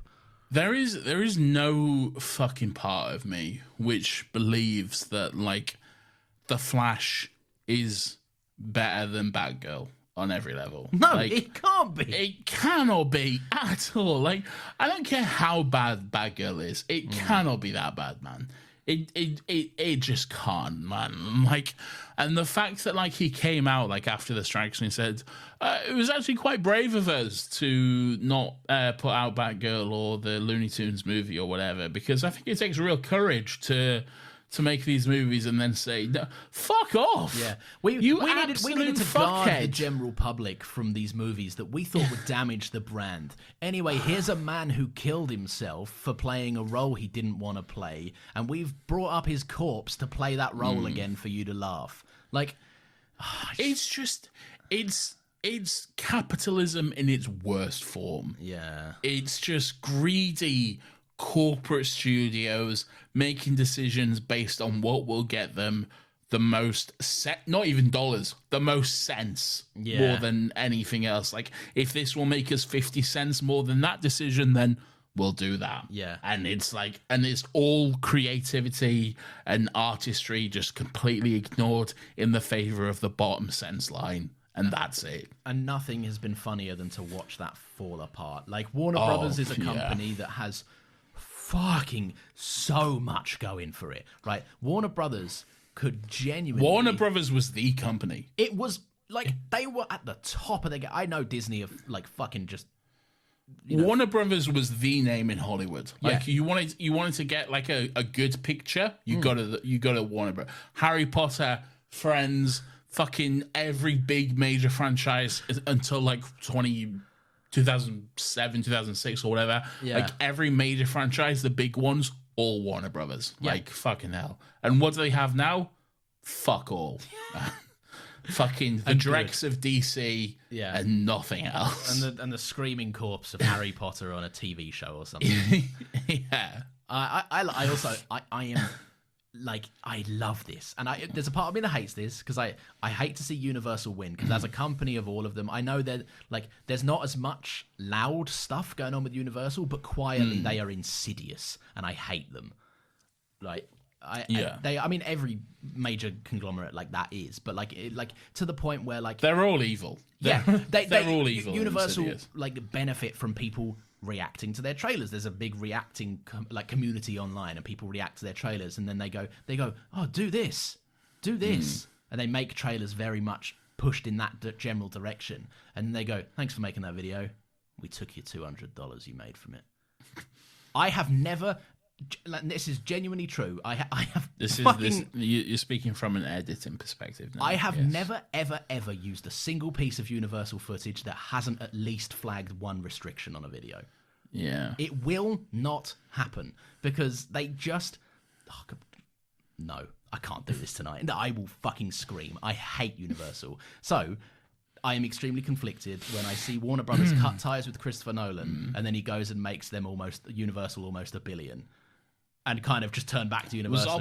Was Oppenheimer Universal? Yeah, first one is first. I think first because he was before he was with Warner Brothers, wasn't he? But then, so I think he even owns a piece of Syncope, which has been his big kind boy. of But then they kind of fucked him over with COVID, didn't they? In Tenet. Yeah, they forced Tenet out before he wanted it to go out. They put it on streaming, didn't they? Yes. And they were like, and he was like, cinema or whatever. Yeah, and like, but there's also a part of that, like, I mean, there's a whole other thing to argue there. There's a whole argument about like the fucking Black Widow sued Disney over that and shit. So like, yeah, it just like it's not, and it was also unprecedented times, and I understand it was. Yeah, it was a whole thing, but like, yeah, but still, I mean, like, yeah, get lawyers on it. You fucking morons! You're the biggest companies in the world. Yeah. Yeah, I think David Zaslav gave that contract a once over and went, it's probably fine in his moron brain. But anyway, yeah, it's been a fucking treat to watch Warner Brothers fail at almost every decision this year. Yeah, yeah. And fuck them. Nathan, the best studio. Again, I went a little bit different. I don't know if this is technically a studio, but I went Apple TV Plus. I thought but it's Godzilla. I think that technically falls into Warner Bros, doesn't it? Yeah, probably. Yeah, like it does. Yeah. Fuck them. But no, Apple TV Plus. Like, Yeah. it's not technically a studio because, like, but it's a streamer. They so have close they enough. have a streaming service that they put forth and they budget. just- Media They put content, original yeah. content out there. Yeah. So like that's what I'm talking about. In terms of original content from a streamer, it's Apple TV Plus for my money. Like it's in terms of the original content which comes out, which is not overwhelming with like, you know, giants like Netflix where you get a new show Yeah. every week and it's like watch this and it's mostly terrible. It's like pretty much everything that Apple puts out is great. Now, you know, they're not perfect. I think they have a huge fucking issue with marketing in that they'll put out like the best show ever and be like, just find it, I reckon. It's also not on the homepage. Yeah, if you have an iPhone, we might give you a notification about it, but otherwise, fuck you, I guess. You know, like otherwise, we'll see what happens. Yeah. But like, I think they do need to invest more into their marketing and stuff. But And apart from Ted Lasso, yeah, Ted Lasso is definitely the biggest thing that they market. Ted Lasso, they just went for like They were 3 just like months. they were just like everyone likes that nice mustache man. So like, what's the nice mustache man show? But yeah, no. So they make That I think for like you've said this before, but I do agree to an extent. I think they are as far as streaming services go, they are the best investors in new name branding. Yeah, like definitely. they want well like, everything that they're not a streaming service which relies on like buying stuff like in terms of what they stream on Apple TV Plus. You can't just go on there and find like, you know, The Office or like Parks and Rec or like the Batman animated series or anything like that. They don't rely on stuff you've already known and seen and stuff. They're wholly about original content, which I find quite interesting, really. Like that everything they make is new and different. And like I've recently started watching Severance. So fucking good. Oh my god. I have so fucking good. I really wanted to watch Severance, and then I heard that it ends. I haven't got to the ending yet. I'm halfway through it, but very good. Okay, maybe I can't say this, but like it came out. How many years ago did Severance come out? What's the date stamp on that? I think it was end of 21, 22, roughly. Was it not earlier? I thought it was like 1920. 1920? No, as in like 2019, 2020. Oh, Man, fucking what? Before the invention of TV? Adam Scott looks great for his age. 100 years ago? Maybe. I don't know. Stooky Bill? What? That's him. It's just that's Severance. No, yeah, just like, yeah, I don't know. It's fucking. Don't give me any spoilers. Yeah, no, but I wanted to try. I wanted to like do it, and then it seems like I right. Finish the show, and I'll make this point. I can't make this point without saying something. Okay, it's the linchpin for what I want to say. Okay, well, anyway, make another point. I can't. I've never seen the show. All right, well, start watching shows then. Watch No for All Mankind. Watch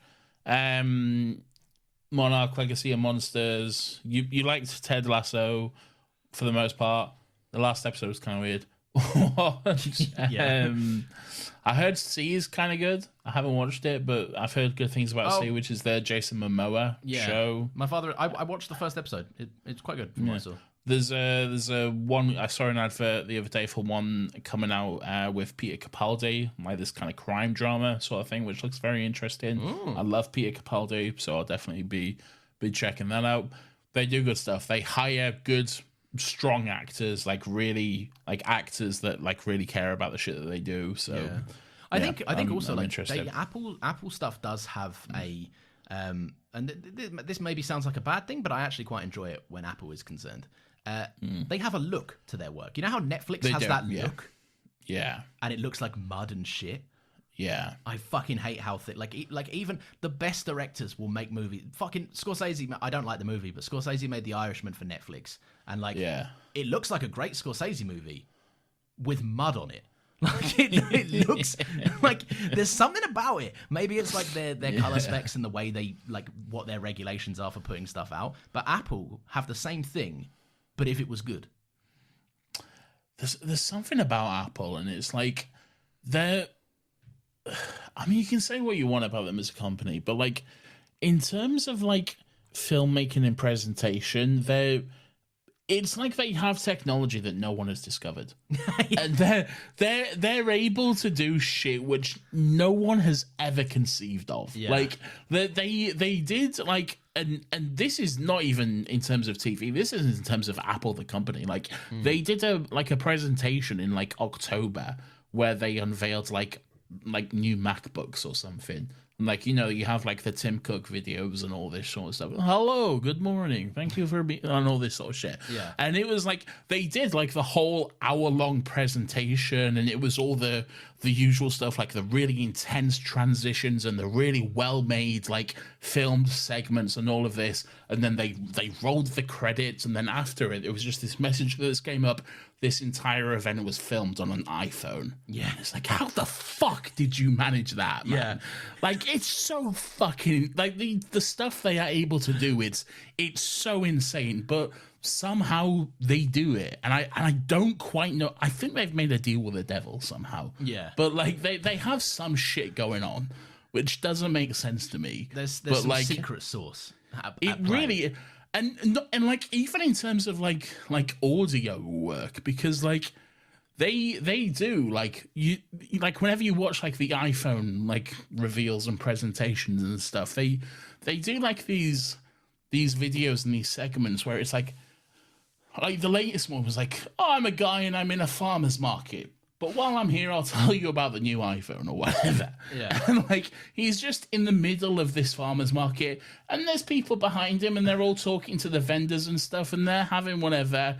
And it's like, it baffles my mind because like it's real, it's filmed, and it's like the audio is done in real time as well, and it sounds crystal clear. Yeah. With no background like shit, no background interference, and I don't know how they do it. Yeah. And like Mark S. Brownlee talks about this, who's like a big tech YouTuber who does like audio stuff quite a lot, and he has no fucking idea how they manage it, because he has been convinced that they do the audio in post and like ADR it and re-record it and shit. Yeah. But he had like an Apple like someone from Apple reach out to him and say, no, they do it live on the day. And he's like, how the fuck do they do that?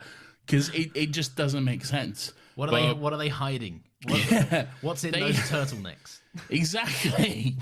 What was Steve hiding, man? There's some shit going on. Indeed. But yeah, I don't know. They have some kind of secret sauce that they brought over to Apple TV because it's good, man. It's good. It looks good, and I like that. They, to be fair, they invest. Can't remember the guy's name. I think it's Cooper something. But there's like they invest in like upcoming filmmakers as well. Like there's a movie on there that I genuinely like.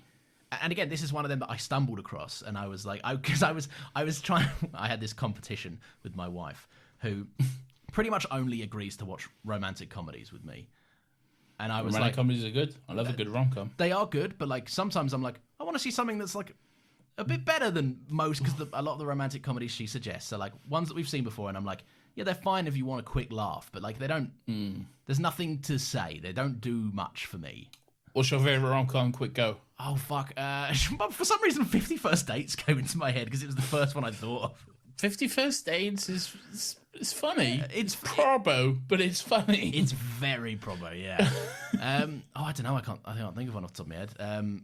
Probably About Time. I like About Time. Nah, it didn't do it for me. It was a weird time travel thing. That's fair. Yeah, I couldn't get around it. I like them. They established rules and then they very clearly broke them within that same movie. I was like, this doesn't work. No. Yeah, I mean, Get out of here, Rich, you aren't who wrong, cares? but yeah. No, look, but there's another movie on there, and we found it, and I was like, I wanted to see a movie that like had been receiving some like praise, some people have been saying some good things. I wanted to see something neither of us had ever seen before, which in a romantic comedy setting, that's hard because she's seen most of them. So we went on Apple TV and we were like, we're just going to find the weirdest fucking thing that fits this criteria. And we ended up settling on a movie called Cha Cha Real Smooth. Oh, okay. What's that? I don't know. It's like this. I haven't seen it in about a year. So I can't remember all the ins and outs of it, but it's basically like a young guy meets like a single, like an older. She's a young mum, but she's like older than him. Yeah, and he's like he's either a college student or a college dropout, and it's just a really heartwarming tale of like if you want something to hit you in the feelings, it's that movie. Okay, and it's just generally interesting. But what I liked is it was the guy who stars in it is also the director, and he's like 27, and Apple just gave him a couple million. Off. And we're like, fuck off. Yeah, I know, but like Apple just gave him a couple million, and they went, get a semi-big name in it. It's Dakota Johnson is in it. Why can't they give me a couple million? Because you wouldn't make a movie with it, Nathan. I'll make a good podcast. I mean, I can't dispute this. But yeah, anyway, Apple, good. Mine's A24, obviously. Okay. Well, one last thing I want to say on Apple. Okay. Fuck me. Just one last thing. No, I think this is worth mentioning. I think you'll appreciate this. When you compare them to Netflix in terms of theatrical releases, because they will have a movie and they will put it out theatrically, Netflix will be like, oh, this is out in the cinemas for a day. Go see it. In one city that is 4 hours away from you. Yes, it's playing in one single theater in New York and one single theater in LA. Good luck, I guess. Yeah. And then it's done forever. Yeah. There we go. There's our theatrical release. But then, as the opposite of that, Apple, they'll actually put a movie out in theaters and they'll give it room to breathe. Because like Napoleon at the moment, that's an Apple original movie. But I don't even think it has a fucking release date on Apple yet. They've just put it out in theaters and like, go, have fun. That's something that I appreciate as well. They don't give you a heads up. Like, yeah, exactly. Yeah, like they're not like wait until this date and then you can just watch it at home. Yeah, exactly. They're like, we're not going to tell you. Like, it could be 6 months. So if you want to see it, that's up to you. You make that choice. Exactly. Yeah. They did the same with Killers of the Flower Moon as well. And that's another thing as well. Also giving these kind of seasoned veteran directors just a nice place to make their last movie before they likely, hopefully not, but likely die of old age. Like, Killers of the Flower Moon was Scorsese, wasn't it? Yes, it was. Yeah. He'll never die. Yeah, he won't ever die. It's true. He'll never die. He'll be making movies. He'll doing die and then cinema will resurrect him. He'll still be doing TikToks with Francesca or whatever. Just primo stuff right there. I love them. I don't even have TikTok. I just wait for the release on Twitter. I wait for like the day 2 drop. Anyway, we're going to speedrun this because this is insane. I mean, this is officially our longest episode ever now. I mean, it's going to be. Even if I cut it down, it is. I mean, I think you can cut like probably good 10, 20 minutes out of this, like with bathroom breaks and everything. Like That's true. Yeah, there's been multiple pisses. But yeah, look, A24. Even so. Yeah, sorry. All right, A24. A24. In terms of like output, they always please me in terms of putting out Awful. consistently original. Stop. Right, I gave you. You're talking about fucking tech. I'm joking. I'm poking the bear. Stop it. The bear is not wanting to be poked. You love the bear. It's the fucking gayest sentence I've ever said about myself. Hey, you can't say that. Hang on. I'm talking about myself being a bear. Lawrence is cancelled live on the podcast. Don't do it. Anyway, A24 consistently put out like original stuff. Like, all right, okay, A24. Give me some titles. Give me some titles. I can't. There's a lot that I haven't seen this year. I know that. Oh fuck. All right, so how is it your best franchise of this year? Because I like what they do. There's a lot of stuff that also hasn't come out. Like there's stuff. A lot of the big hitters, a lot of A24 movies, they aim for an Oscar run because I will say this about A20. I will say this about A24. The one piece of praise I will willingly give them. Okay, because mostly they know me. But the one piece of praise I will willingly give them is that I think they were one of like the only studios that were able to put out stuff during the strike because they agreed to like pay their actors and crew fairly and shit. Good for them. Like human beings. Yes, exactly. Yeah, like they agreed to the bare minimum, which like everyone should. Really. They went, oh yeah, this hasn't been assessed in a while, has it? Let's have a look. Seems fair. Crack on. Seems reasonable. Let's go. And this is what I'm saying.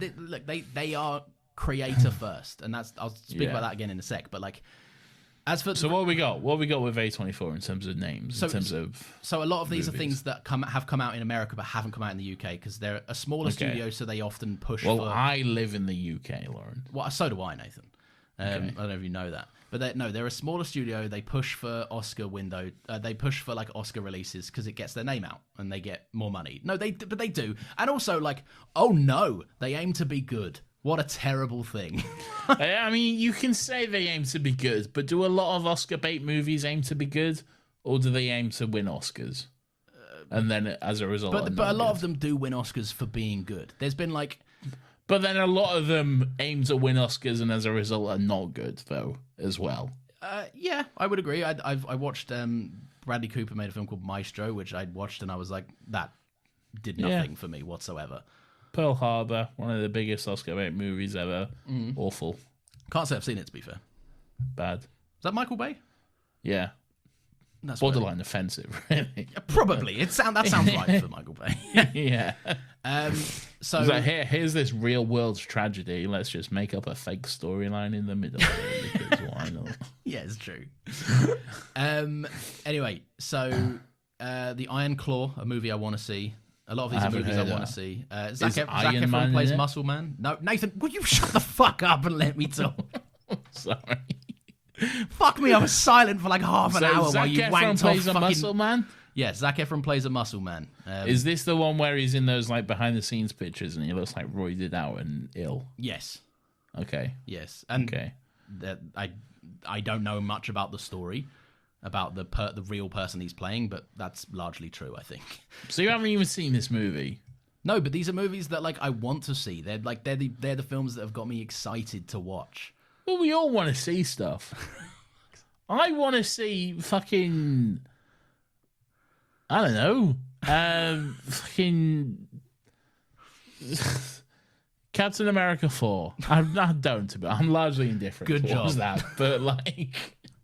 That was the only thing I could think of. Okay, all right, stuff that I've seen. Bodies. What's that? It's very like Twitter comedy. It's got fucking what's his name? What's his SNL boy? What's his name? Pete something? Pete Davidson? That's it. Pete Davidson. I watched an episode of Brooklyn Nine-Nine today, and Pete Davidson was in that. Was he like He was a young troubled teen? I do drugs and I'm tall. No, he was like a young troubled teen. Oh yes, yeah. Oh god, yeah, I remember that one. Yeah. Yeah. Anyway, Bodies was good. After Sun, I liked. You didn't. That's fine. We can move on. It's a bad movie. Is that A24? Oh, Yeah. that makes sense. Beau is Afraid, Past Lives. Haven't seen Beau is Afraid. Love Past Lives. Was incredible. What's Past Lives? Is that the Spielberg one? No. Spielberg is The Fablemans. That's not A24. Okay. What's Past Lives? Past Lives is Celine Song's directorial debut. It has Greta Lee in it, and she plays a Korean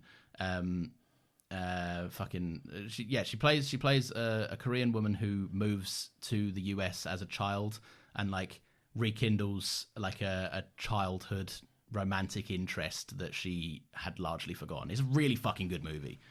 I don't care. What are A24 movies that I have seen and liked? None, because love you as No, I do. I'm sure there's some. I'm almost certain there's not.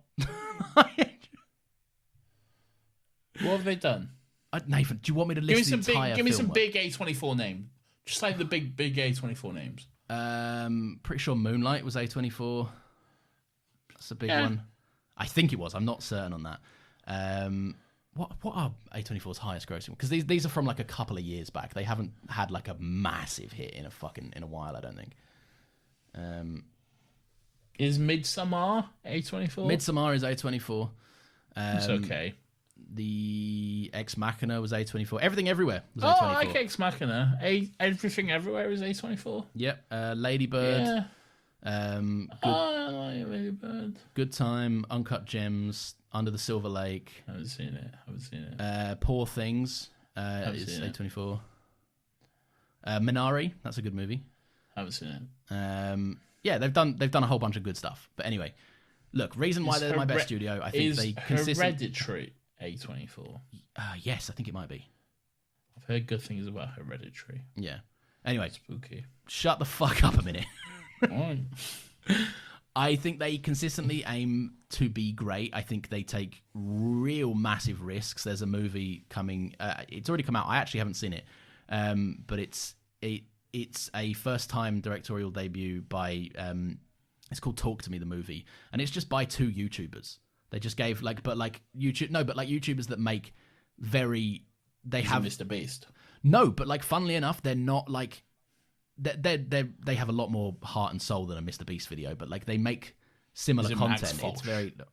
Nathan, we do this on Zoom, and when you talk under me, I can't fucking hear you.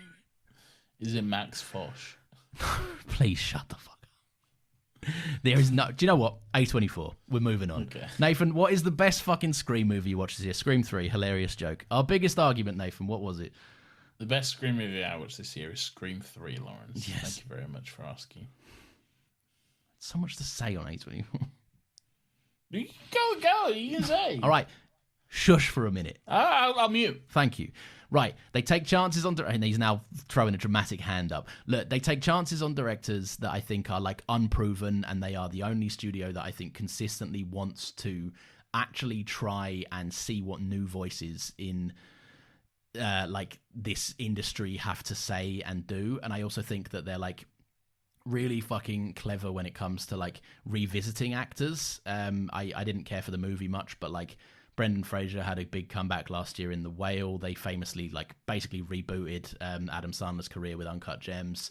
And I also just think that they also aren't afraid of a kind of divide when it comes to nations. They are consistently looking outside of fucking America for names. Celine Song is a Korean immigrant, and she is just a fucking celebrated name now. It's wild considering she's only made one movie, but yeah, I just think they are the least they're the most willing to take a chance, and they're the least soulless when it comes to making movies. It's obviously still a business, and they obviously still treat it as a business, and there's a part of all corporations that when it's business first kind of sucks, but they are very creator friendly, and that was seen in their relationship and how they handled the strikes with other creators. But yes, good studio. I was here the whole time and didn't go to the toilet. Fuck you. I give you so much respect for your bits. You know what? Fuck you. You were still. I was letting you go. I was letting you what you wanted to say. Yes, but I also wanted to say it to you. I'll hear it when it comes out. Oh yeah, you're gonna get to 3 hours and 20 minutes of this. Lawrence, this is our longest episode ever, and that's something to be proud of. Lawrence, what do you think the best Scream movie that we watched this year was? Scream 3, Nathan. I agree. Let's move on. Let's. Lawrence, what do you think our biggest argument on this podcast during the year of 2023 was? Top Gun Maverick. That's not during the year of 2023. Was it not? No, that was last year, baby. Did we do that? Yeah, it was last year. Oh, what did we do this year then? After Sun, which is my answer. And the correct answer. It's probably After Sun, yeah. Yeah. Yeah. But I've already spoken about how I just came out of that and was like, I think I have a headache, and I think I might cry. I mean, that's fair. Was After Sun A24? Yes. Yeah.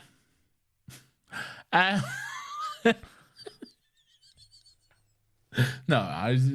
look. I don't think you're being very gracious right now. No, I'm just saying, that one personally wasn't for me, and I think there's I have a few issues with A24 personally. I think they're a bit... Such as? I would say you have to have at least seen 5 of their films to maybe have an issue with the studio at large. Okay. Midsommar. Yes. What's the gripe first? I want to know what the gripe is. With what? What's your beef with A24? I think they're a bit pretentious. Right, this is your thing, though. You just say things that you don't watch are pretentious. No, but I've seen them. Okay. I've seen some of them anyway. What, you think Midsommar is pretentious? No, not Midsommar necessarily, but I think a lot of the stuff that A24 puts out is a bit pretentious. I think they have a marketing spin that makes movies seem a bit inaccessible. I don't like the way they could market movies like they were normal movies rather than being like, here's a piano note and an obscure shot. I think, again, it's mostly just a film bro thing, like a Twitter film bro thing. Like, yeah, but again, this comes back to like your problem is with them, not a studio that make good movies and are good to people. I don't necessarily disagree with you with that, but like, But that's how I'm seeing it. So argue with your mates, then, because they're putting out a bad name then for this studio. They're all my mates. I don't do this. They are. They're all your mates. If I tweet about movies, it's like a very segmented But here's the tweet. thing: whenever you tweet about a movie, I'm like, "Oh, fuck off, Lawrence." Yeah, but Like, that's because you have a. I can never make you understand this, but I feel like people have listened to this conversation and other episodes will know there is a part of you that I think refuses to engage. You point blank go, if I haven't heard of it myself organically, if Lawrence tells me about it, it's bad. If I haven't heard of it myself, decided to watch it organically myself of no other invading points, then it must be bad because I, Nathan Bauer, have not encountered its presence yet. I think you're almost right to say that. Okay, I'm not going to wholly disagree with you. Okay, but I think there's precedent for that though, in that the things I haven't heard of, which you have suggested to me, and I've watched, and I've then been like, I don't enjoy this. After Sun and what else? Brian and Charles. All right, I think we both said like there wasn't much to discuss, but it's not a bad film. It's just fine. It's just a movie. No, yeah, it was fine, but like. I'm in the same boat as that one, by the way. Like, that's nothing groundbreaking at all. Top Gun Maverick. Nothing to do with A24. Never said it was. Okay, all right. I'm talking about but things also, you've like, one suggested. of the highest grossing movies of that year. Like, that's not a movie that I was, like, on. But, all right, but that means fuck all to me. What, like, I've always said I'm not here to what people say is... Don't tell me what the best movie is. I'll make up my own mind. That's my whole thing. You know that about me, Lawrence. Yeah, but I also think that comes with... I don't like being told what the best movie is. I'll figure it out for myself. Okay? This is just I the don't like connection. being told what I shouldn't like. And if anything, if people tell me what I shouldn't like, then I'll get fucking pedantic about it. Yes. And spiteful and be like, well, actually, that's the best movie ever. Actually. And I think you have that with me, but to a minute level. I think there's What do you mean? I think there is a reason why 90% of my recommendations go unheard by you because you go on Twitter while I do them. I think there is a reason why I can't suggest anything to you without you going sounds shit and then changing the topic of conversation. Lauren, I it's not my fault. think that there is a reason, Nathan, why I go to you with things that are largely liked. I mean, look, numbers mean nothing. You're absolutely right. Top Gun Maverick did make a fuckload of money, right? At a very Despite it weird being a time bad in movie. cinema history. But I Despite think it being a bad movie. but I think you largely don't like it because I came to you part one and then I part told two you being why. top. No, I've told you why I largely don't like it. I made it very clear. You did? Why I largely do not like that movie. And they are always external factors. You don't engage with any movies that you deem art. Listen to me. You don't engage with movies that you think are art houseier because you have a bad relationship. do. You have a bad relationship with your film. I like Interstellar. Right. So again, it's a fucking blockbuster. It's a fucking Is it a blockbuster? Interstellar. No one has called Interstellar an artier movie. It was a movie with like over 100 million of a budget, like probably more. Look, they are my thing with you, and I'm the reason I'm pushing this is because like I've Sing just Street. figured it out, huh? I like Sing Street. Yeah, fine. I'd agree with that. That's probably a small. I mean, it's definitely a smaller budget Yeah. than Interstellar. But look, the reason I'm pushing this is because I've just figured it out. Every you can't switch off a part of your brain, and that's fine. That just allows you to accept the movie as the movie is. You will watch a Tom Cruise movie. Right, and you said this on a Still Got Legs episode recently. You have a hard time separating outside components from the work itself. I do. I agree to that. That's So true. if you were to watch an art, and granted, there, I'm not invalidating you. Like you watched Half Sun, you didn't like it. That's fine. Because it's bad. Shut the fuck. You can turn me into a dog with fucking rabies and all. Like, no, but it's always an external factor. I think there's a large amount of movies you refuse to see because you hear about them through annoying people. And I like Tom Cruise. You can't I think you watched your largest complaint with Top Gun Maverick was that it's Tom Cruise propaganda. Like, and I know that's like a Yes. big. Which is relentless and egregious and awful. Yes, but if you were to separate And that, I don't like Tom Cruise as a person. and this is what I'm saying, external factors. If another man played that role, you would like Top Gun Maverick. But should I be expected to separate that, though? No, but I think that's why you have a hard time with them. But is it bad that I can't separate that? Because if it was like, if it was like fucking... It's not, and granted, but if it was like fucking Jonathan Majors or whatever, would you be so willing to be like, yeah, I can separate it, it's fine. No, definitely not. And this is what where I don't think that is a problem is in like Top Gun Maverick. They've got your ticket money, they don't need it, right? They made a fuckload of money, and it was a very big and popular movie. But when the external factors affect your enjoyment of an entire studio's body of work, which is made, by the way, by like one of the most diverse group of creators ever cultivated. Like there's like multi-languages, it's multinational. What's this example you're giving? Like A24 as a studio as a whole. Okay.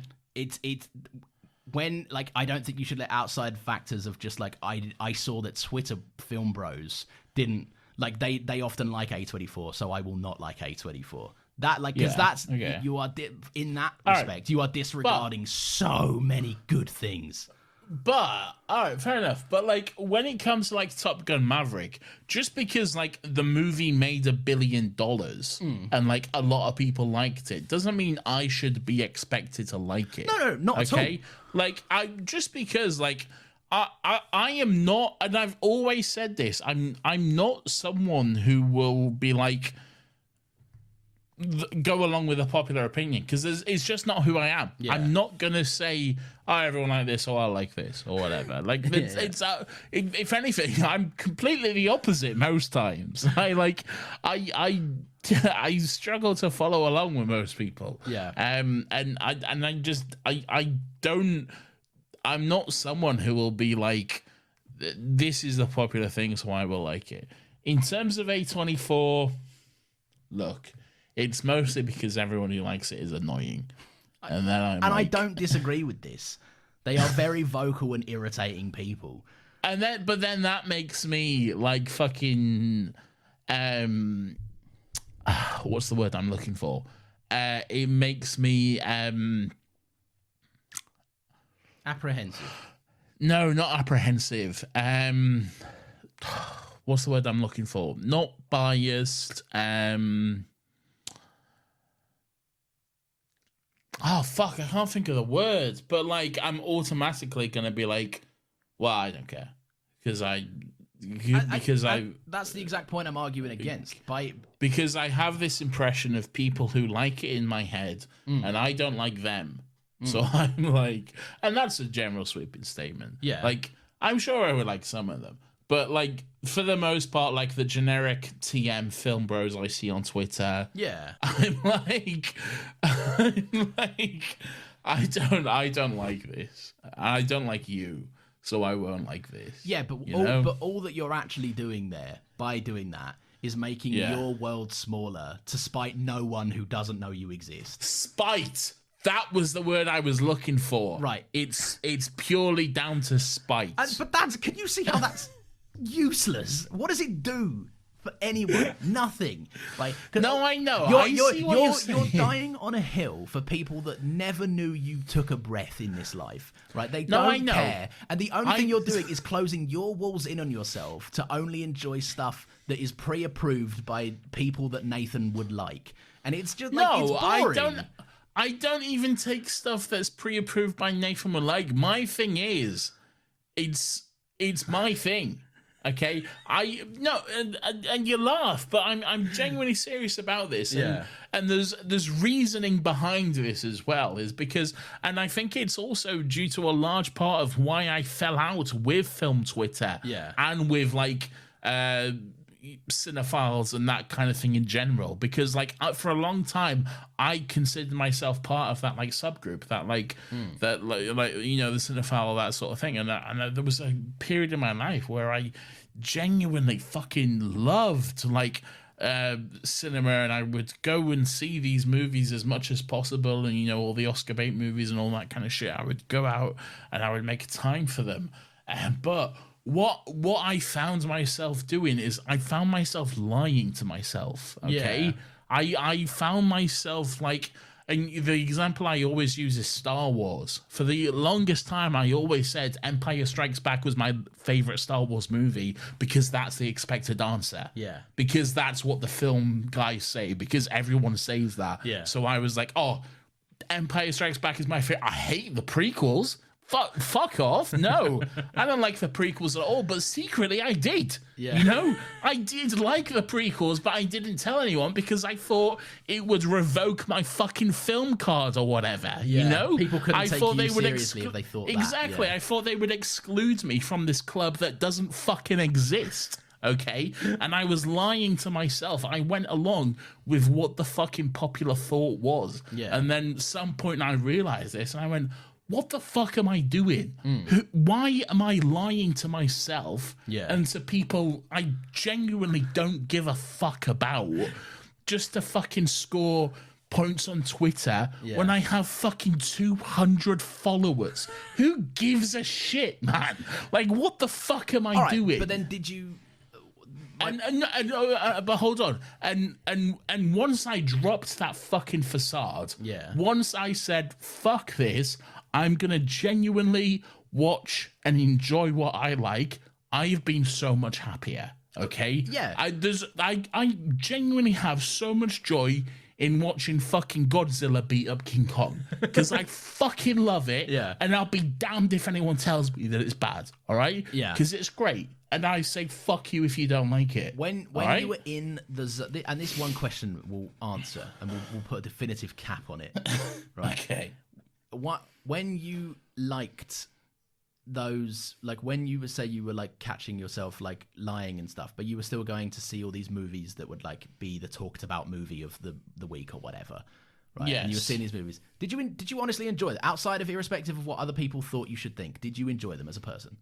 It depends on the movie. Some I did, some I didn't. Like, and there was some that I really enjoyed, and I don't lie about those. The stuff I enjoy those to this day. Like I said, like the movie Jackie, which I don't think got that great reviews, but I really enjoyed Jackie. Like fucking Natalie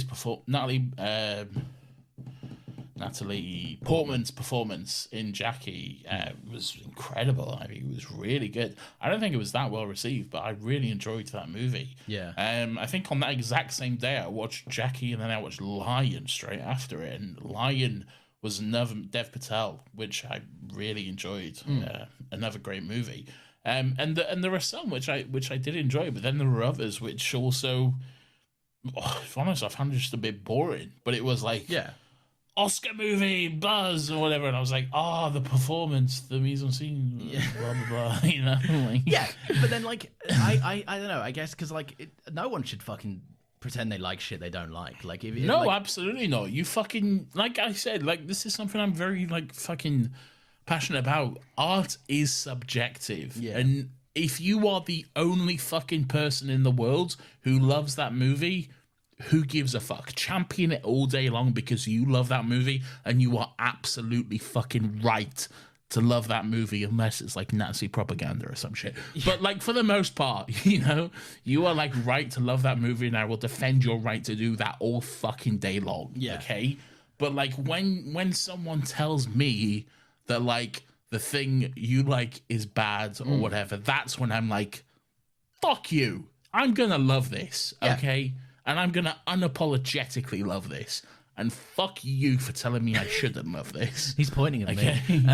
No, look, and the only thing I would say to that is like, again, these like the movies that you shut out because of your like negative, like I don't know, like I guess the experience of being in that crowd and being on the side of people that would like laugh at people for liking movies they deem lesser than the ones that they like and all of that stuff. Like casting pretty much like all those kinds of movie, and you know the kind of movies I'm talking about. Like I'm talking about like fucking like movies like Past Lives and Banshees and like the quieter stuff that still made an impression last year and that stuff.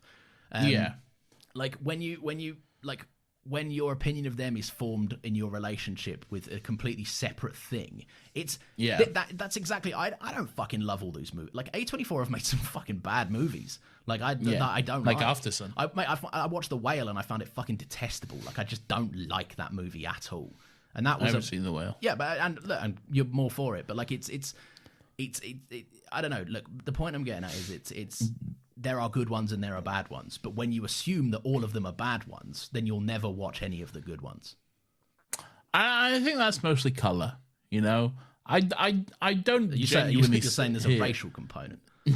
No. Like I color it like for comedy purposes. Like I don't genuinely think everything A24 puts out are bad because I've seen A24 stuff I like and stuff. Like it would be completely disingenuous for me to sit here and say A24 is a bad studio and everything they put out is bad. Yeah, that's just not true. But it's just that as a studio, for the most part, they're feeding an audience which I kind of have an issue with, and because of that, and because of that, I'm wary and hesitant to fully dive into their body of work. And this is like the best way I can describe that is Spider-Man as a franchise makes good Spider-Man movies, right? They can't be blamed for the fact that most Spider-Man fans are fuckheads and morons.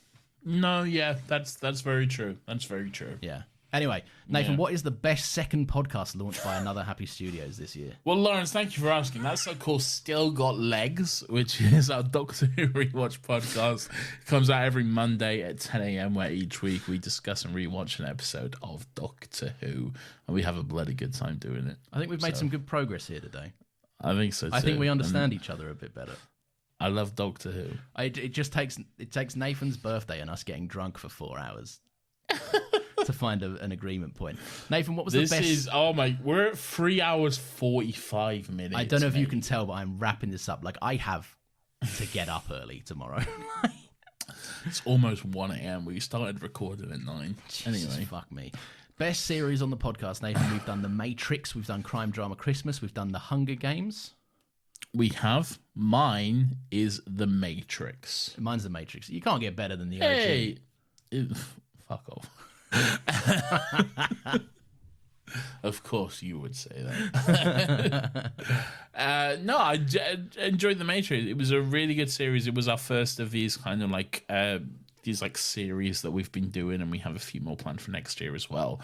But I really enjoyed discussing and watching those movies week to week, and I think revisiting those movies I really enjoyed because that was my favorite thing about because the whole thing with The Matrix has been always first one good, rest bad sort of thing. Yeah. But then I enjoyed like revisiting them and being like, well, actually, there's layers to this sort of thing, and it's not as simple as this one good, these ones bad, because actually they all have like a deeper, complex meaning beneath them and that kind of stuff. So and like and especially the fourth one as well. Which was, I mean, they're movies like they're movies that we saw as children that were meant for adults. Like the Wachowskis are so thoughtful, and I think that also feeds into my whole thing with like.